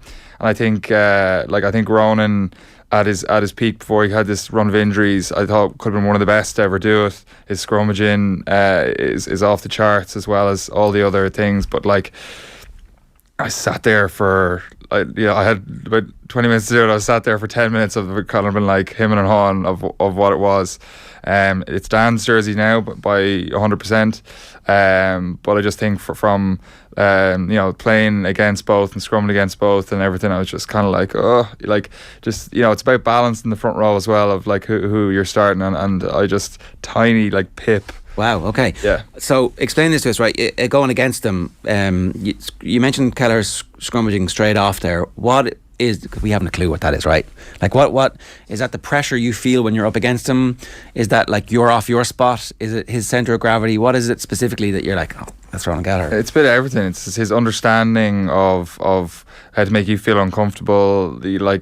Every scrum is different when you're in there, and I think that's what makes Tadhg Furlong so exceptional. Is there's a lot of scrummagers out there who are good by just being aggressive, or they're good because they can hold the fort, but there's a level of intellect which kind of takes you to the next level, and that's like the Tadhg Furlongs of the world is what makes him one of the best to ever do it at tight head. And I think Ronan would be kind of very, very, very intelligent in that area, as well as being an absolute freak of nature, which Dan Sheehan is also an absolute freak of nature. Yeah, so that helps. I'm lucky that these two freaks of nature didn't come along 5 years earlier, because I wouldn't have had any sort of career. So I'm delighted for that. But I can't really pick too much between them. But if I'm to nitpick a tiny bit, I think I'd Pip. Even to have Rob Herring at 3, strength and depth, as we've been saying on the show for the last couple of weeks, is imperative if you're going to win not only a Grand Slam but a World Cup. So that looks good. Yeah, no, and he's unbelievably solid, and fair play to him. He's his throwing and seems like his leadership on the pitch, and he's very calm, which is important, especially like you're coming into big games. You're sitting there and you want to make a big impact, but first you got to kind of, especially as a hooker, because a lot of times you come on and it's a throw is your first thing, and it's a big moment. Yeah. You just got to fit in, do your job first. Yeah, literally fit in, do your job first, and then everything else after that is a bonus. Can you explain the intelligence of Furlong as well? Because it's not something that, again, any of us understand really, but when you're in a front row against Furlong and Kelleher, saying, and it's training, how do you know it's Furlong versus anybody else who it could be? What do you mean? What are you feeling that's different when Furlong and you're going up against him? It's more when I'm trying to, when you're trying to do something to them, it's their ability to adapt, or they'll come up with something that you haven't felt before, and that's the difference between some people can be really good at doing one thing and they can make an unbelievable career doing one thing. Like Michael Bent was an exceptional aggressive scrummager, but he was like, you know, if you're talking top trumps, 10 out of 10 at doing one thing. Right. But you know, his ability to, if you could block that, you know, he mightn't have had as many things in the repertoire as someone else, but my God, was he good at that one thing, and it was very hard to stop. What I feel like Tig would have, he could deal with any situation really, and he can solve a lot of situations that a lot of other tight heads might not be able to do, and that's what, for me anyway, puts him on that next level of And the type of situations he's coming up against is somebody like changing the angle or them cheating one way or another. Yes, exactly, yeah. And it's everyone's, you know, we're all trying to get our advantage some way, and there's loads of different ways to scrummage, and you know, you always come up with, they find a new way of either bending the laws or getting away with certain ways of scrummaging, and it's figuring out, okay, how do we problem solve in the heat of the moment in the biggest games, because that's the hardest part. How much of that is down to the analysis you do before the game starts on the referee and what they're going to allow? Does that change the strategy in the build up to the game, going, okay, we have this referee and these touch judges who are going to referee this way, that'll allow us to do a certain thing? Is that a small part, a big part? It's a layer, so it'll be part of our prep. So it'll be towards the end of our prep. It would be a lot on, you know, obviously who you're playing against, the individuals, and again, like, from looking at footage, what are they really good at? What do they not like? And then coming up with a plan of, okay, this is our starting front row, because again, it's all about the pairings of who you have and what their strengths are. Because, you know, if Cian Healy's on one side and Tig's on the other, you know, like Tig, you know, they are a good pairing, but you'd have some loose heads that might be a good pairing with a tight head, and vice versa in terms of what they're good at, right? And trying to figure out how you can manipulate that. So then a few layers, and then the ref comes into it, but like, okay, well, this ref doesn't like this picture, and that's kind of what we want to do. Maybe it's we'll pick the area on the field where we'll do that because, and the situation. So that kind of comes into decision making. Okay, is it worth our while taking this punt to go for this style of attack? And how scientific can you be then in the actual moment, right? So this is all the theory, and then you get to the practice, everybody has a plan until they get a punch in the face. Of course, yeah. And that's what makes that separates good players from great players, is being able to, you know, you're never going to be perfect all the time, but being able to realise, okay, what went wrong there, what's our solution, and then actually executing the solution in the next one. So it'll be on the hooker quite a lot to have a conversation with the two props. The rest of the lads will just listen and go. And what are those conversations about? Like, I'm feeling what you're feeling, what you feel the setup's like, what you feel could be done differently, and then what's the plan for the next one. And have there been games where it's been going horribly after 3 or 4 scrums and you're able to fix that? Yeah, 100%. Yeah. Well, like, you know, you look back at some ones that really stand out, like the Leinster, the European Cup final, Northampton game. Yeah. Exactly, where, you know, Tonguia is having an absolute field day, and they, you know, they change up what they're doing at half time, and then all of a sudden they're on top in the scrum, and the whole game turns on its head. Yeah. It's just problem solving. Sometimes is that technical as opposed to like some kind of physical inspiration that somebody gets? It's a combination of both, right? Yeah, because you look at the like the Argentinian teams and the Italian teams of old, where and Georgian teams, where there'd be a lot of like passion would be driven in it, and maybe not as much technique. Now I'm going back years now. They've definitely, that's not the case anymore. But they were exceptionally good because they were all driven at doing one thing, exceptionally passionate, exceptionally well. And now the game's moved on, and so have they. But you know, it just shows that like if you're all bought into one way of doing things, that can work too. So in preparation sense, James, so you think of NFL, and you know, I guess in training sessions, quarterbacks, the number one quarterback is the guy who gets most of the training sessions done. You don't really practice with your backup quarterback, maybe a little bit. You say something like Tadhg Furlong's injury happens, Finlay Bealham comes in, a tight head. Clearly Ireland at the moment have been practicing with a number of different permutations, and Tom O'Toole comes in seamlessly at the weekend as well. So I'd imagine in training sessions at this elite level of rugby, every single eventuality of front row is dealt with and covered at some point. You'd think that, but like there's a level, there's only so many reps. So it's kind of like it's a game of trying to get the most amount of volume in without injuring people and having them too tired. So it's like there's a happy medium between getting synergy between the different players, but at the same time, it's a traditional game. There's only so many kind of miles on the clock you have, so you don't want to go 50 scrums so everyone gets to scrummage with each other. It's kind of like we only have might only have 20 to do. So okay, you want to have that starting front row getting at least half of those, if not more, together, and then everything else. We do quite a bit of setups, which is not going to engagement with the different combinations, and then you're setting you're at least getting the setup part. You're getting familiar there, but it's kind of over time you build a relationship with everyone, because you don't really get as many reps as you'd like with everyone. But the starters and the subs will always get a decent amount of reps together. When Leo was talking about you in your retirement press release, he talked about your attention to detail and the amount of time you spent in the analysis room, and it's clear listening to you now that you still have a massive grow for that. Is there coaching in your future at some point, do you think? I don't think so. No, not right now anyway. It's not on the horizon. It's a lot of rugby knowledge that's just like setting off into the ether, Yeah, I know, and that's probably the hardest part, I think, of finishing up. Is just been like, what do you do with the IP built up over kind of like 15 years?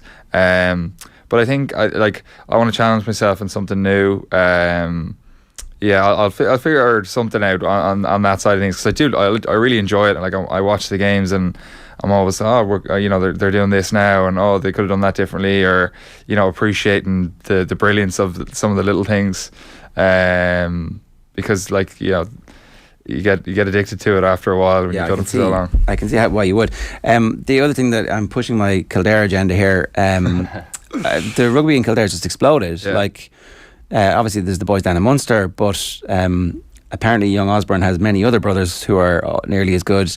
There's Jimmy O'Brien, there's yourself. What happened? When did, because they all seem to have come together around the same time? It's something in the water down there. I don't know. Naas has been a brilliant club for a long time, and like a lot of the Kildare clubs, but I'm not sure what the secret sauce is that they're all coming through at once. But no, it's always been a great rugby county. But it's just been great, brilliant. Even having a few more Newbridge College lads coming up through the ranks, which has been good. How good is Osborne? Very good. Yeah, he's got a cannon of a left foot as well.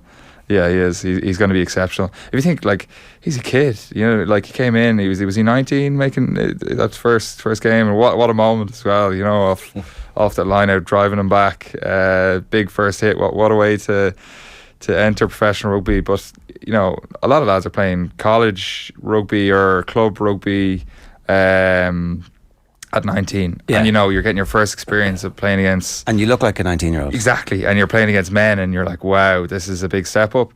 Never mind playing professionally against men, even though you're considered a man, but you're not really. You've a lot of growing to do. Yeah, exactly.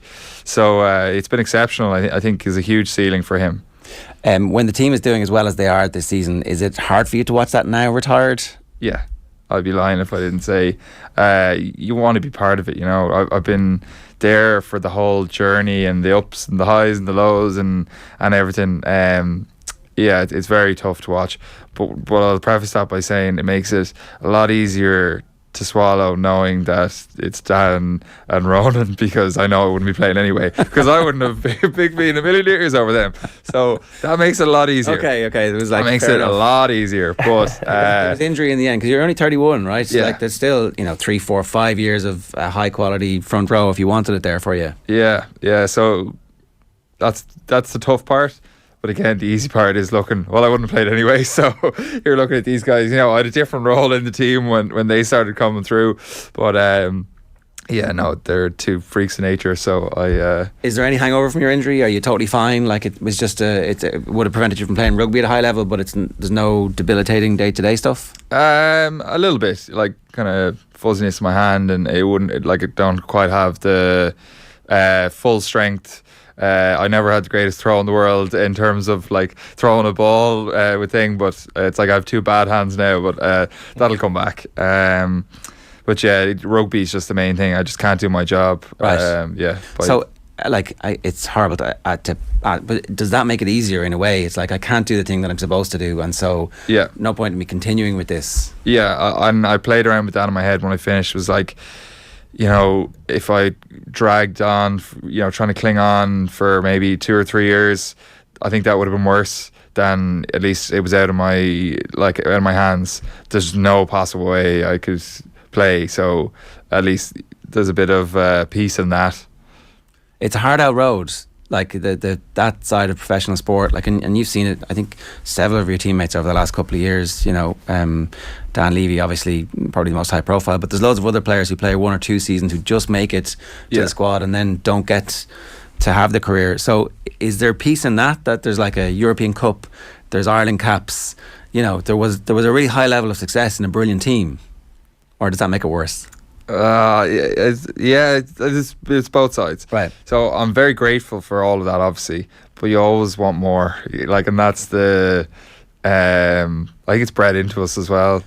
It's always, well, that's what makes you an elite sports person. You always want a little bit more, but when it's all said and done, I am very grateful for the journey that I've been on. I find it even fascinating hearing you talk before about the summer before you get your first cap under Schmidt, and all of a sudden you're throwing this hooker and you weren't confident throwing, and it sounds like a simple thing for a rugby player, but it's not. Like, there's so much to the position and to the skill that all of a sudden it's like learning to ride a bike, I'd imagine. Yeah, honestly, comical if you could have heard the voices in my head going on of every time the ball was kicked, either we win a penalty and kick the touch, and I'm like, oh no, or even worse, they've done an attacking kick and it's dribbled out on the 5 metre line, and you're like, oh god.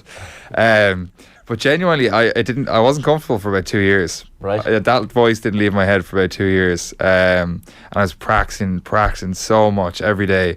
But I felt like I'd so much to catch up on. I had years and years and years of reps to catch up on.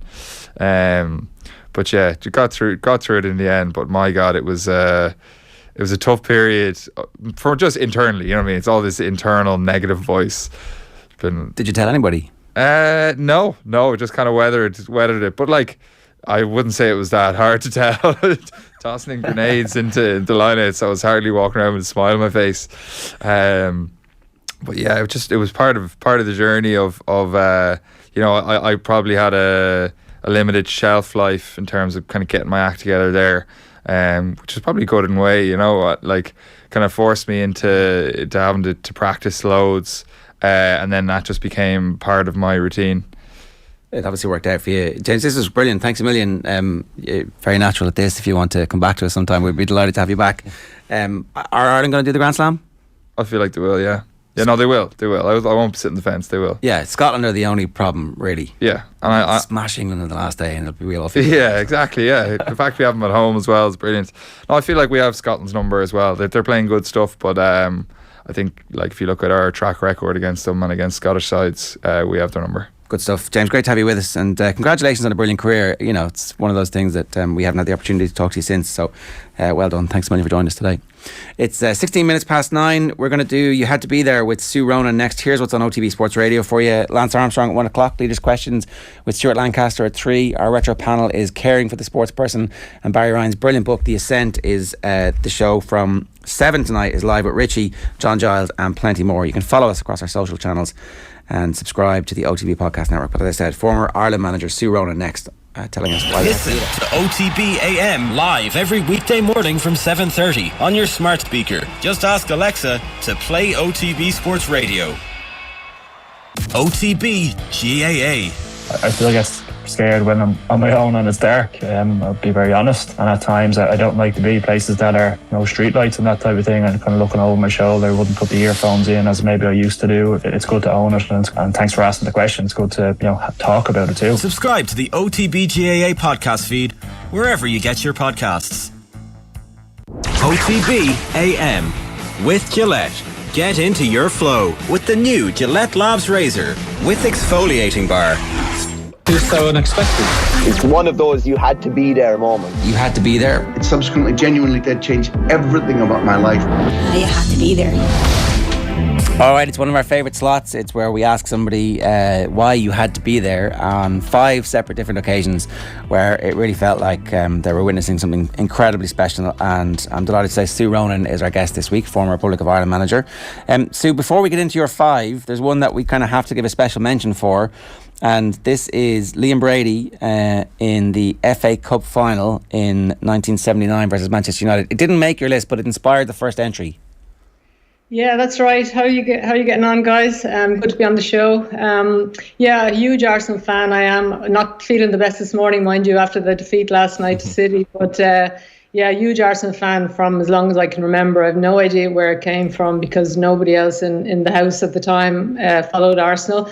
Possibly because of the huge Irish contingent, I think, at the time in the late 70s when I've got my first recollection of watching games live or seeing games live. And you may know, that the cup final, the FA Cup final in those days was such a huge deal. It's not wall-to-wall coverage, or there wasn't wall-to-wall coverage then like there is these days. So, you had that one live game every year and you looked forward to it. And if your team was playing in it, you sat watching it from 8 o'clock in the morning when there was coverage right through till after the game, So that's what I did. And that game for me really stood out. I still have the old cassette video of it. I'm trying to figure out how I can get it digitally converted. But what a game that was for Arsenal. They'd suffered a defeat the previous year unexpectedly against the odds and came back that year anyway. And Brady was just magnificent in that game. They were 2-0 up at half time. It was pretty uneventful apart from that. They were playing Man United, who were always a big rival. 2-0 up at half time. Frank Stapleton got one of the goals. But in the second half then, just coasting to victory, United came out of nowhere, got 2 quick goals. All of a sudden then, 5 minutes to go, it's 2-2. But Brady just stood out for me. He grabbed the game by the scruff of the neck, and I always remember the way he set up the third goal, the winning goal for Arsenal. It was nearly literally from the kickoff after United had equalised, and he just, made a great run through midfield, released the ball out to Graham Ricks, it was at the time, and he put in probably a hopeful centre, as they called them in those days, and Alan Sunderland, the far post, scored. So, that really inspired me and the Irish players. I just couldn't wait to see them, and I wanted to see them live, and I wanted to see them playing for Ireland. So I suppose that takes me on to the first game then. It was the first game I was ever at, and my first year had to be there. Ireland versus France, World Cup qualifier, Lansdowne Road, and it's Liam Brady's performance in this. We beat them 3-2. We beat them 3-2, yeah. It was a World Cup qualifier. We were in a really tough group. We Belgium and Holland also in that group, and I know we had a goal disallowed away to Belgium in our game with them. Now I can't remember whether that came before or afterwards, but I remember it was one of those bad referee decisions. We seemed to get a lot of them in those days. It was like a hard luck story. Played well and goals were disallowed, or we didn't get penalties, or whatever it might have been. So we went into this game with high hopes. We were playing a really, really strong, fancy French team. You had Michel Platini was on the top of his game then, captain of the team. They were a really fancy football team, and we had a strong team ourselves, but I wanted to go to the game. I was in secondary school at the time, and the games in Lansdowne Road in those days were played in the afternoons, and they were generally always Wednesday afternoon because there was no lights in the stadium. It was even before the stadium was revamped, even before it became the Aviva. So you had the 2 individual stands on each side, open-ended terraces at both ends. It was brilliant. It would be horrible today, but in those days it was just brilliant. It was like your Mecca. You just wanted to go, and I really wanted to go to the game, and getting tickets wasn't a problem. You literally walked into shops, like the sports shops used to sell the tickets, and I remember me and my friends used to go into I think it was a soccer shop in town, and you just bought your tickets, so it wasn't a problem. But anyway, the parents were having none of it. No, you have to go to school. But of course, I was going to the game, and I mitched. And the experience of going to the game, the whole thing, we got the bus. I lived in Crumlin. We got the bus into town. We got the train out 2 or 3 stations to Lansdowne Road. And I'm not joking when I say your head was hanging out one window, your arm was hanging out another. The train was so packed, but it was just brilliant. It was all the excitement. So up to the game we went, and we had tickets for the Lansdowne Road terrace, the south terrace, and I think there was about 55,000 people crammed into the stadium, and I think the capacity was probably only about 50 in those days.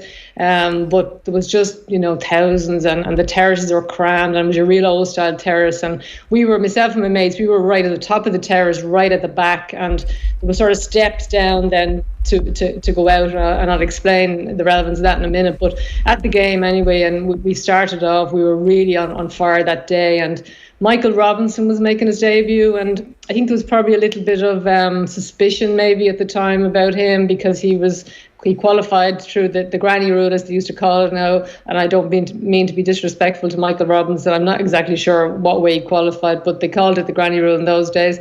I think they used to say if you had a pint of Guinness you qualified for Ireland, but Michael Robinson anyway was playing, and I suppose he had to win the fans over, and he put in a magnificent shift. He had a great game, and I remember he created the first goal, which was an OG. I think he made a run down the right and crossed it, and so you had Stapleton, you had O'Leary, you had Brady, you had my lads as such playing, and but he crossed it and it was an OG. And then I think France could have equalised in the second half. We went 3-1 up anyway, and Brady was just pulling the strings in the middle of the park. Stapleton got his goal, and David O'Leary actually found himself in the box. It must have been from a broke down from a set play or something, and he sort of kept the ball alive and squared it for Stapleton to score. We were 2-1 up. Then later in the game, Robinson himself scored. We were 3-1 up, and the crowd was just going berserk. Like, it was just magnificent, the whole occasion. But of course, the French, as they will, they came on strong late in the game. Platini himself equalised. You had Seamus McDonough, wasn't long in the team either, and he was sort of making a name for himself too, and he pulled off some great saves at the end of the game. And we won. We held on to win 3-2, and it was just magnificent. But I always remember getting out of the stadium then. As I said, we were at the back of the terraces, right at the top, so we were going down these stairs at the back, which you think would be a sort of an easy way out, but I'm not joking, my feet never touched the ground all the way down. The crowd was so big in the stadium. I was literally carried down those stairs in the crowd, like the feet never touched the ground. But it was just magnificent, and I'll never forget it. Unfortunately, we didn't qualify for that World Cup. We had high hopes that the French would, I think the Dutch, we thought that the Dutch would take points off France in Paris, maybe they were playing them, but as Dutch teams often tend to do, I think they self-imploded a bit. There was some sort of squabbling amongst them, and anyway, they didn't win, so we didn't qualify. But that just has such a special memory for me. Everything around it. Mitching from school, I suppose, for the first time, and the only time I have to add, after that, in fairness, the parents wrote a sick note for me, and I went to all the games. But they knew I was going, hail, rain or snow, so they agreed to write the sick note for me. But yeah, going to the game, the train journey, the crowd, just the whole exuberance, and of course watching my heroes really, and Brady was just magnificent. That cultured left foot, he was brilliant. France qualified on goal difference. That's how they got through. We lost to Belgium with an 88th minute winner for Belgium, and they topped the group. But if we'd drawn that game, we would have gone through instead of them. And so perpetual heartbreak. And I think in that Belgian game we either had a goal disallowed or their goal was one of those dodgy goals. I can't remember, but there was definitely something I know controversial around it. Your second pick, Sue, is another Irish legend. 1990 World Cup in Palermo, Ireland versus England, and it's Paul McGrath.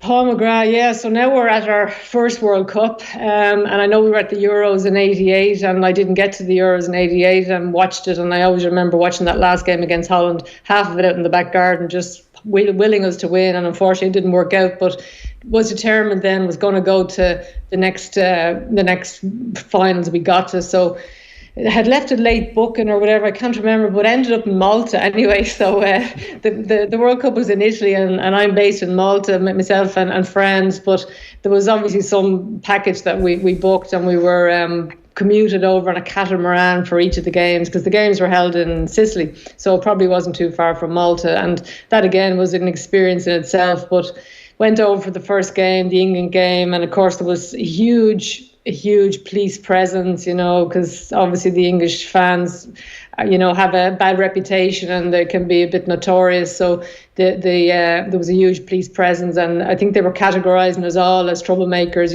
So again, one of the abiding memories on arriving in in Palermo for that game was that the police were really heavy-handed. They were strict. They were separating all the fans, and they actually let the English fans go towards the stadium, make their way towards the stadium first, or get into the stadium, and they effectively corralled all the Irish fans, and we were really like what you'd call in pens. It was like being, we were in roped squares, and we were standing there for what seemed an eternity, and probably close to certainly an hour. And then, of course, as the Irish fans do, they're always witty. Somebody started the sheep, the sheep sound. And then this went up around the whole thousands of Irish fans that were there. And you look at the police looking at us, didn't know what was going on, but it was just a way, I suppose, a way of amusing ourselves and passing the time. But there was no trouble, of course, as there never is. So anyway, we get to the stadium and all excited, and you have a big hitting English team, and they're out for revenge after 1988. You've got Lineker, you've got Shilton in goal, Beardsley, Waddle, all those guys, and they came at us early on, and I suppose it was the reverse to 1988 where they scored first. So it's us chasing the game now. It's the other way around. But again, we stuck at it. We played great, and Paul McGrath was immense, absolutely immense. Possibly not as immense as he was in the Giant Stadium in 4 years later. I wasn't at that game, obviously watched it on TV, but he was still immense. Like he just marshalled that defence and midfield, and he just stood out as a colossal in our team, and nothing was getting past him, as it generally doesn't, So eventually, thankfully, we got the equaliser late on through Kevin Sheedy. And we drew 1-1. But I think the great thing was the other game was a draw to Holland and Egypt. I think actually that group was generally, there was a lot of draws in that group. I think we had 3 draws actually. We drew with Egypt. We had a really disappointing game there, and then we drew with Holland 1-1 when I think both teams knew they'd qualify with a draw. So we nearly walked through that one. But it's just that game. It's the whole excitement of playing the old enemy. You knew they were up for revenge. The crack beforehand on the catamaran, being corralled in a crowd where this sound of bah went up, and just not losing the game. But Paul McGrath for me just stood out, and what a magnificent player he has been for us over the years. Your next one is also on my list. It's a World Cup qualifier, Ireland against Holland. This one's Lansdowne Road. It's towards the end of the old Lansdowne Road, and it's Roy Keane. Roy Keane, and sorry, just before I go on to that, I forgot to mention, I suppose, a little the disappointment after that World Cup. As I said, I was the 1990 World Cup. I was in Italy, went there on this package that took in their group game. So then obviously came home after that and was in work. Then the following week we're playing Romania in the penalty shootout. And I worked in Crumlin Hospital at the time. I was in administration. And anyway, my boss we didn't watch the game. Like, no one had access to a TV, and I wasn't allowed to take time off. So I decided I'm taping this match. I don't want to hear the score. I'm going home. I'm going to sit down in my wherever I lived in Rathgar, and I'm going to watch this game. Did all that, managed to avoid the score, sat down to the game, sat through 120 minutes of it, and the tape recorder stopped. No. And there was no social media, there was nothing in those days. I had no idea who won the game. I literally had to get in the car and go down to Rathmines, which is close by, and of course the streets were hopping. Everybody was singing, but yeah, it was just a little caveat obviously to that. But going back to the next one, Holland, we played Holland in again in Lansdowne Road in 2001. And we win this game, and it guarantees us the playoff, I think, which was subsequently against Iran, I think. And what an atmosphere at that game. And like, we had a really good team out. But of course, Holland, again, they're, one of the big teams in European football. They had all these stars. They had Overmars, they had Van Nistelrooy, they had Kluivert, they had all these players. But for me, I suppose, I was a little bit caught here now, because being a big Arsenal fan and obviously being an Ireland fan, I was a little bit on the fence with Roy Keane. I loved him playing for Ireland, absolutely loved him playing for Ireland, but I absolutely hated him playing for United because there was the real rivalry then, like in the early noughties, as you know, late 90s, early noughties, Arsenal and United were the two teams that were generally winning the league. And And usually when Arsenal didn't win, it was because Keane was magnificent, or, you know, all the different stuff that was happening in the tunnel at Highbury and between him and Vieira and all the rest. And he was just magnificent in those days. So, yeah, I had a love-hate relationship with Keane, I have to say. But I was as up for this game for Ireland to win as anybody. I had to think about it twice, I have to say, when he crashed into Mark Overmars in the first minute to lay down the marker. You know, I was sort of, up like everybody else, big cheer. But in the back of my mind, I was saying, I hope he's not injured for Saturday. But yeah, no, look, I think anyone that was at that game, you could see from the very beginning, as you said, after that tackle, Roy Keane just set down the marker. He single-handedly dragged and led the team to the win that day. He set up the goal for McAteer, I think. When Kelly was sent off, he stepped up. You know, he was nearly like our extra man, put himself about. He was just magnificent, and Holland just didn't know what to do. They really didn't know what to do. And I mean, even after that tackle on Overmars nearly disappeared out of the game after that. You know, he didn't fancy the physical side of it. I suppose something to say a lot about the Arsenal team over the years, but no, Keane was just magnificent. And again, the recollection towards the end of that game was Louis Van Gaal was the manager. He threw on attacker after attacker, and I think they'd 4 strikers on the pitch at one point. They'd Van Nistelrooy, they'd Hasselbank, they'd Kluivert and somebody else. But sure, they weren't getting the ball to them because we were just preventing, you know, stopping it at the source as such. So, like, it was ineffective, really. But we got the win, and the stadium, I'm not joking, I was in the West Stand for that one. I was up in the posher seats now, obviously working on a few bob in my back pocket. I didn't have to get the schoolboy tickets, as they used to be called, on the terraces. But the stadium literally shook after that match when, you know, the cheering and the roar. And I've never, ever remember an atmosphere like it before or since. Even in the current Aviva, it was just rocking, and literally rocking. The West Stand, I'm not joking, it was literally rocking.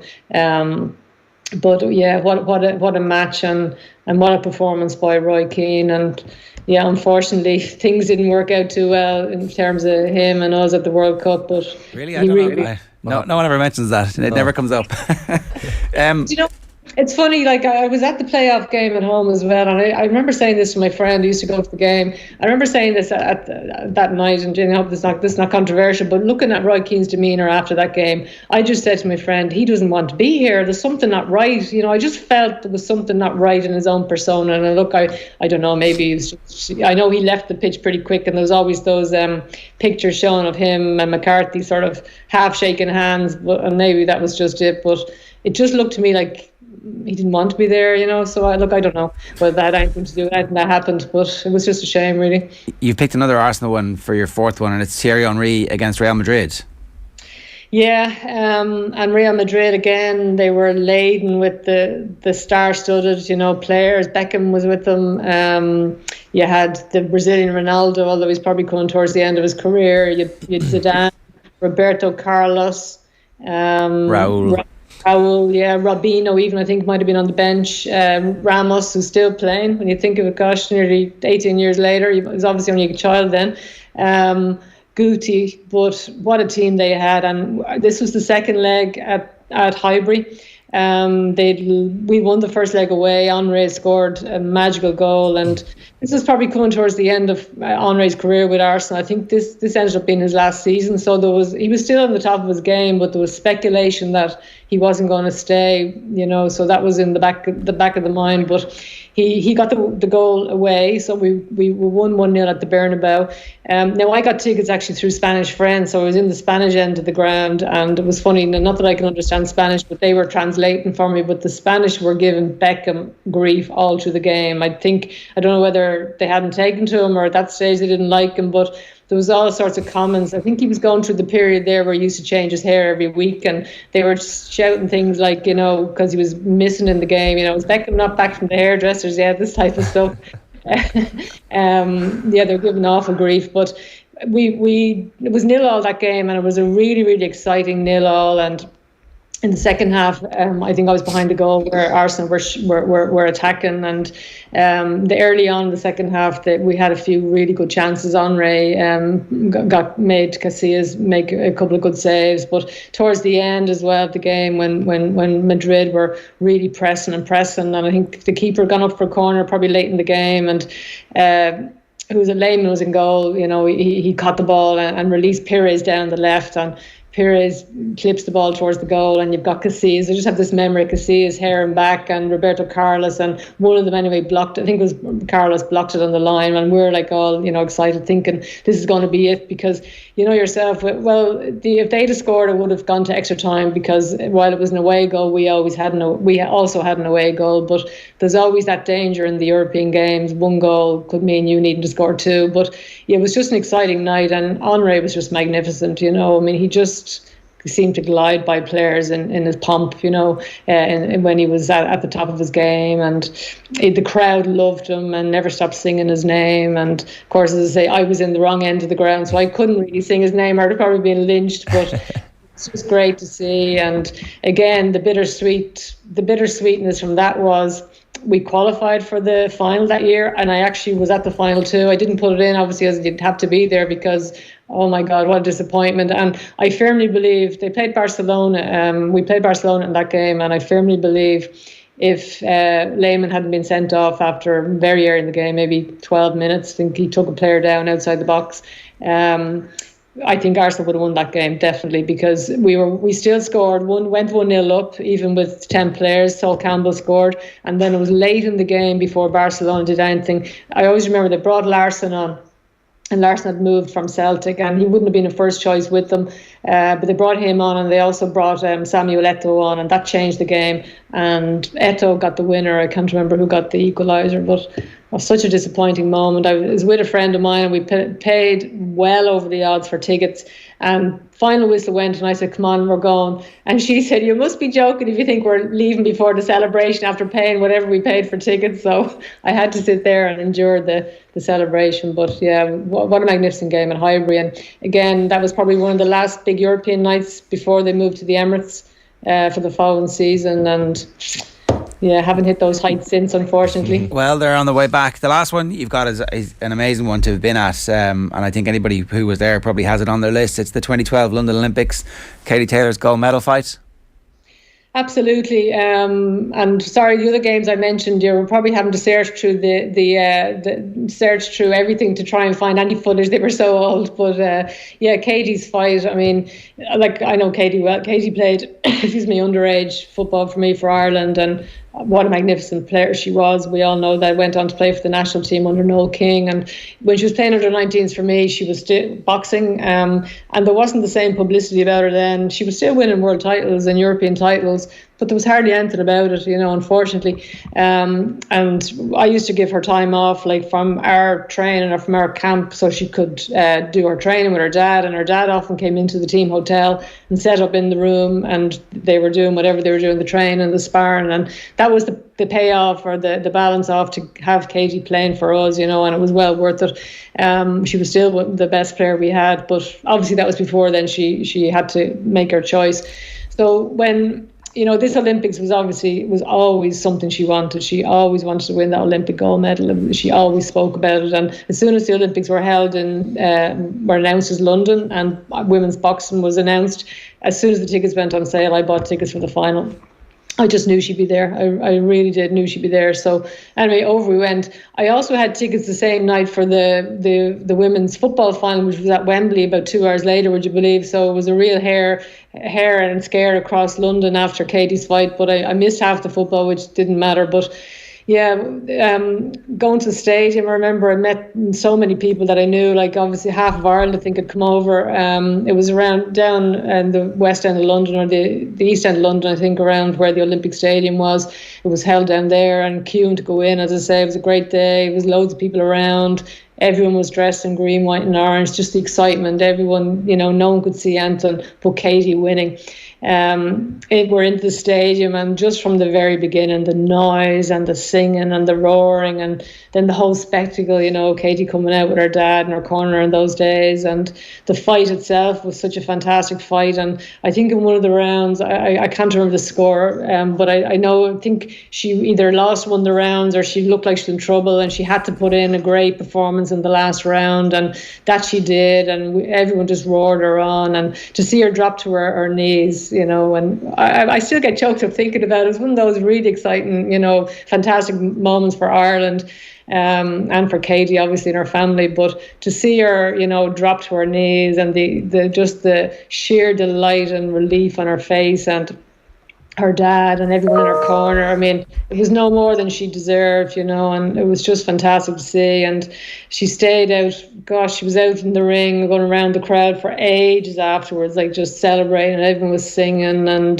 taking pictures and the lot. And as I say, it was probably about an hour after the fight was finished before I actually left and ran across London, and I bumped into another guy from here who was doing the same. So we were hairing along to get into Wembley for the women's football final, but that didn't matter. The most important thing was the fight, and I think it was no more than she deserved, and it was just fantastic to see her win that after all, like knowing all she'd done, all the sacrifices she'd made, all she'd been through in her life, and it was so well deserved. And like the boxer she was fighting was a good fighter too. Was it Acheva or something? Acheva, yeah. Very good fighter, but I think that medal was Katie's, and come hell or high water, the other boxer was going to really have to do something very, very special to take it from her. I think that's just one of those standout moments, and for sure you had to be there. And I think half of Ireland probably felt they were there, watching it on TV and on live screens in Bray, etc. But 100%. Yeah, that's definitely there up with one of my top moments. So, unfortunately, the rest are football. I do watch sports. I've not been. That's a great list. Sue, thanks a million. It's been a brilliant episode of You Had to Be There. Cheers. No problem. Take care. Thanks, lads. It's so unexpected. It's one of those you had to be there moments. You had to be there. It subsequently genuinely did change everything about my life. You had to be there. On tomorrow's show, Alan Quinlan, Jess Kelly, Daniel Harris, Friday Fire Pit, and much more. Now, if you don't follow @BeardedGenius on Twitter, you're missing out.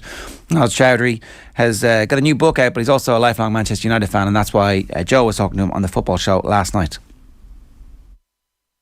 Chelsea sold of late, Newcastle sold of late, and it's now just over 3 months since Liverpool went on the market, and now the Glazers have decided it's time to get out as well. To discuss all of this and Manchester United in particular, where there is a soft deadline this Friday for those interested to name their bid, we're joined by Noz Choudry, a football writer. You would have heard him on the Guardian's Football Weekly, and you can read his work on the Republic of Mancunia, amongst other places. Noz, great to have you on. Yeah, good to be here. Thank you for inviting me on. Chelsea was obviously its own unique set of circumstances. Mike Ashley was waiting to sell for a very, very long time. It is quite striking that the two biggest clubs in English football and beyond are on sale within 3 months of each other. What do you think has triggered this exodus? I think a lot of it's got to do with the Super League, whether that's going to happen or not. I think I wouldn't be surprised if some of the owners were banking on that happening, and then they saw the tsunami of sort of bad press they got for that, and the fans' views. So I wouldn't be surprised if that had a lot to do with it. But yeah, it's kind of weird and depressing that two of the biggest clubs in the world, definitely the two biggest clubs in England, are up for sale. And it's been talked about as not a great time to sell. Interest rates historically low for the decade really plus after the crash are now very much on the rise. There just seems to be a threat of impending global recession in the air. I heard Matt Slater on The Athletic making the point that increasingly the word seems to be in financial circles that Bowley has way overspent at Chelsea. So in many respects you would think it's a tough market. That said, petrostates aren't exactly governed by the market. So Qatar's interest in particular has caught the eye. What's your understanding of the nature of the Qatari bid? I mean, I heard a little bit of Philippe Auclair on your show the other day, and he's far more knowledgeable on the subject than I am. But I still believe that there's an understanding that it will be individuals who are putting in the bid. But there's so much about that I find hard to believe, and this idea that UEFA can already be comfortable with the fact it's got nothing to do with PSG and their owners. I can't fathom how they can come to that decision. I don't know how they can. I don't know how that understanding can be there when surely it would need some sort of investigation. Yeah, Jim Ratcliffe, long-standing, very public interest. He's 70 years of age now.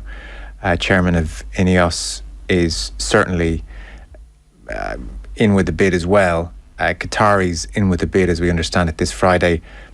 Do we know generally how many bidders Manchester United are expecting? I mean, I think broadly it's supposed to be, well, there's talk of there being 5 main bids, but certainly the ones that have been very public have been obviously the Qatari one, and Jim Ratcliffe in particular seems to make a habit of being very, very public about what he's doing without necessarily doing anything. I do find it slightly strange where you've got fans essentially twerking for a billionaire that they know very little about, apart from the fact that he claims to support the club, and he may well do, but they know nothing about what his plans are, whether he's actually got plans to seriously bid for the club and wants to do that, or it's just another bit of publicity. I think that there's a lot of talk about the Qatari bid, and that's unwelcome personally for me for all sorts of reasons. But really, I don't see a good answer. Like you will, in a world where really billionaires should not exist, and if you look at any entity or individual worth billions and billions of pounds, and they are comfortable spending that on a football club, which is essentially either a plaything or something to squeeze revenue out of. It's kind of depressing all around. So this idea that there's a white knight out there, or there's a virtuous answer to the fans' prayers, I don't think there is. I think at best, the fans will have to keep on fighting for what they believe in and what they want the club to be. The word seems to be the Qataris will pitch their bid somewhere in the 4 billion to 4.5 billion vicinity. Glazers are looking for 6. What's a billion between friends? I'm sure something acceptable will be found.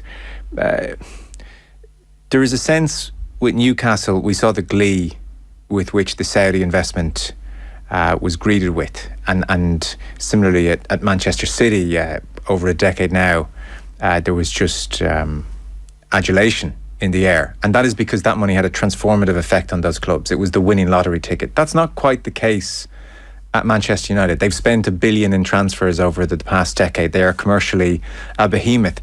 They don't need the Qatari money in the way that Newcastle needed the Saudi money, for instance.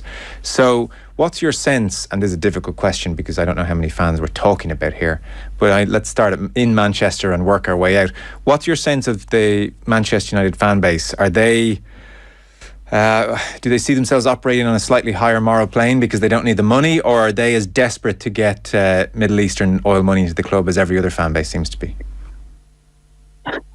I mean, unfortunately, like, you'd love to think that your club is different and your fans are different, but I suspect there's not much difference between clubs and rival fans and specific fan bases. I think it's the same with. I mean, I know Newcastle fans. I know Manchester City fans who don't subscribe to this need to essentially defend their owners against any criticism, whether that's financial or whether that's moral or ethical. And it will be the same for United, in that there'll be lots of fans that are absolutely gleeful at the moment at the prospect of what this could mean in terms of getting Mbappe and redoing the area around Old Trafford. But there'll be lots of I know lots and lots of fans who are at best conflicted and at worst just utterly depressed at what this could mean. And it's strange because in a football sense,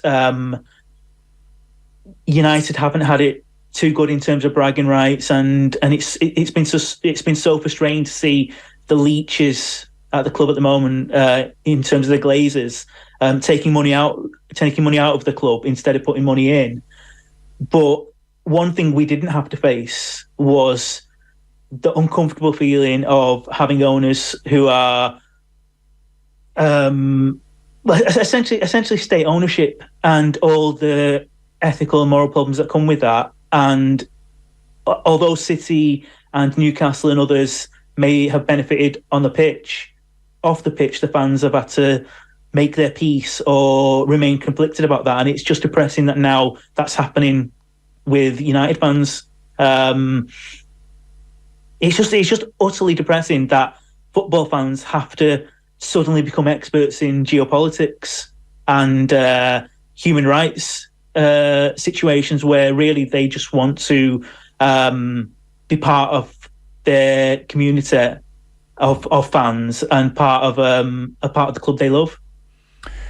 It is very grim, there is no doubt. I suppose maybe a counterpoint to that would be nobody has to be an expert in these matters to understand very quickly the objections you would have to Qatar taking over, for instance. That wouldn't require PhD levels of scrutiny, you know. And I think, particularly post the Qatari World Cup, there's nothing being done here by stealth. Like, it's a very interesting time in that when the Manchester City takeover happened, that was probably the real beginnings in English football of sports washing as we might understand it. You fast forward to the Saudi takeover at Newcastle, that became very contentious, and that seemed to prompt very serious discussions and talk of, right, okay, you know, the bridge is coming up now and football has to be regulated. That was the mood music around Saudi Arabia. We've had so much talk about Qatar, and now the test case of all clubs, the test case is Manchester United. So, you know, I think there's an argument that Manchester United as a fan base can't claim any naivety, can't say, oh, we don't have to be experts. I mean, I think it's going to be really interesting to see to what extent United fans do mobilise here. Well, completely. I mean, I couldn't agree more. But I'd also argue that other clubs that had or sort of were bought by nation states, they were fully aware. Like in the same way, United fans will be fully aware. So there's no sense of ignorance about what's happening because, first of all, it was covered by the media and it is being covered by the media in terms of these new owners for these respective clubs. But also, fans, both within the club and rival fans, will bring those things up. And what I find uncomfortable is that anyone who expresses a concern or outright is against any sort of takeover of this kind, they are being branded self-righteous, right, and somehow somehow being virtuous in a sort of artificial way. And it's genuine people who've got genuine concerns about serious problems and more.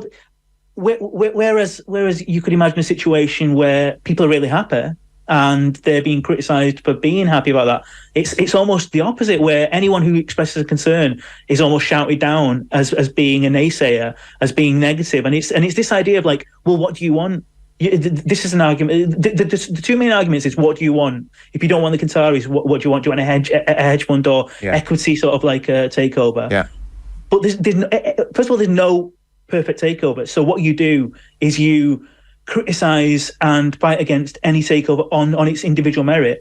And secondly, this idea of goodies and baddies, of having like a white knight coming in, there is never going to be a perfect situation. It's a little bit like politics, where people want to get rid of the Tories, but then if you criticise Labour, it's a case of, oh, don't criticise Labour because that helps the Tories. Well, no, because everyone deserves the correct amount of criticism, and it's not a case of there has to be a goodie and baddie. That's derivative, redundant sort of thinking. like in Manchester United, we are talking about probably the most fabled club there or thereabouts in the world. Historic, rich history, certain traditions which the Glazers in particular have probably undercut, but still like a genuine kind of a history. Say the Qataris come in and say there is a regular deluge of stories about human rights issues in Qatar. Say there are openly gay employees at the club who voice their disgust at this takeover. Say, it's a regular discussion point in press conferences. To what extent will all future Manchester United endeavours, trophies won, successes, just be undercut by a Qatari takeover? And I'm not even sure the answer to that, by the way. That sounds like a leading question, as if I'm prompting you to say, oh, massively, it will be an asterisk forevermore.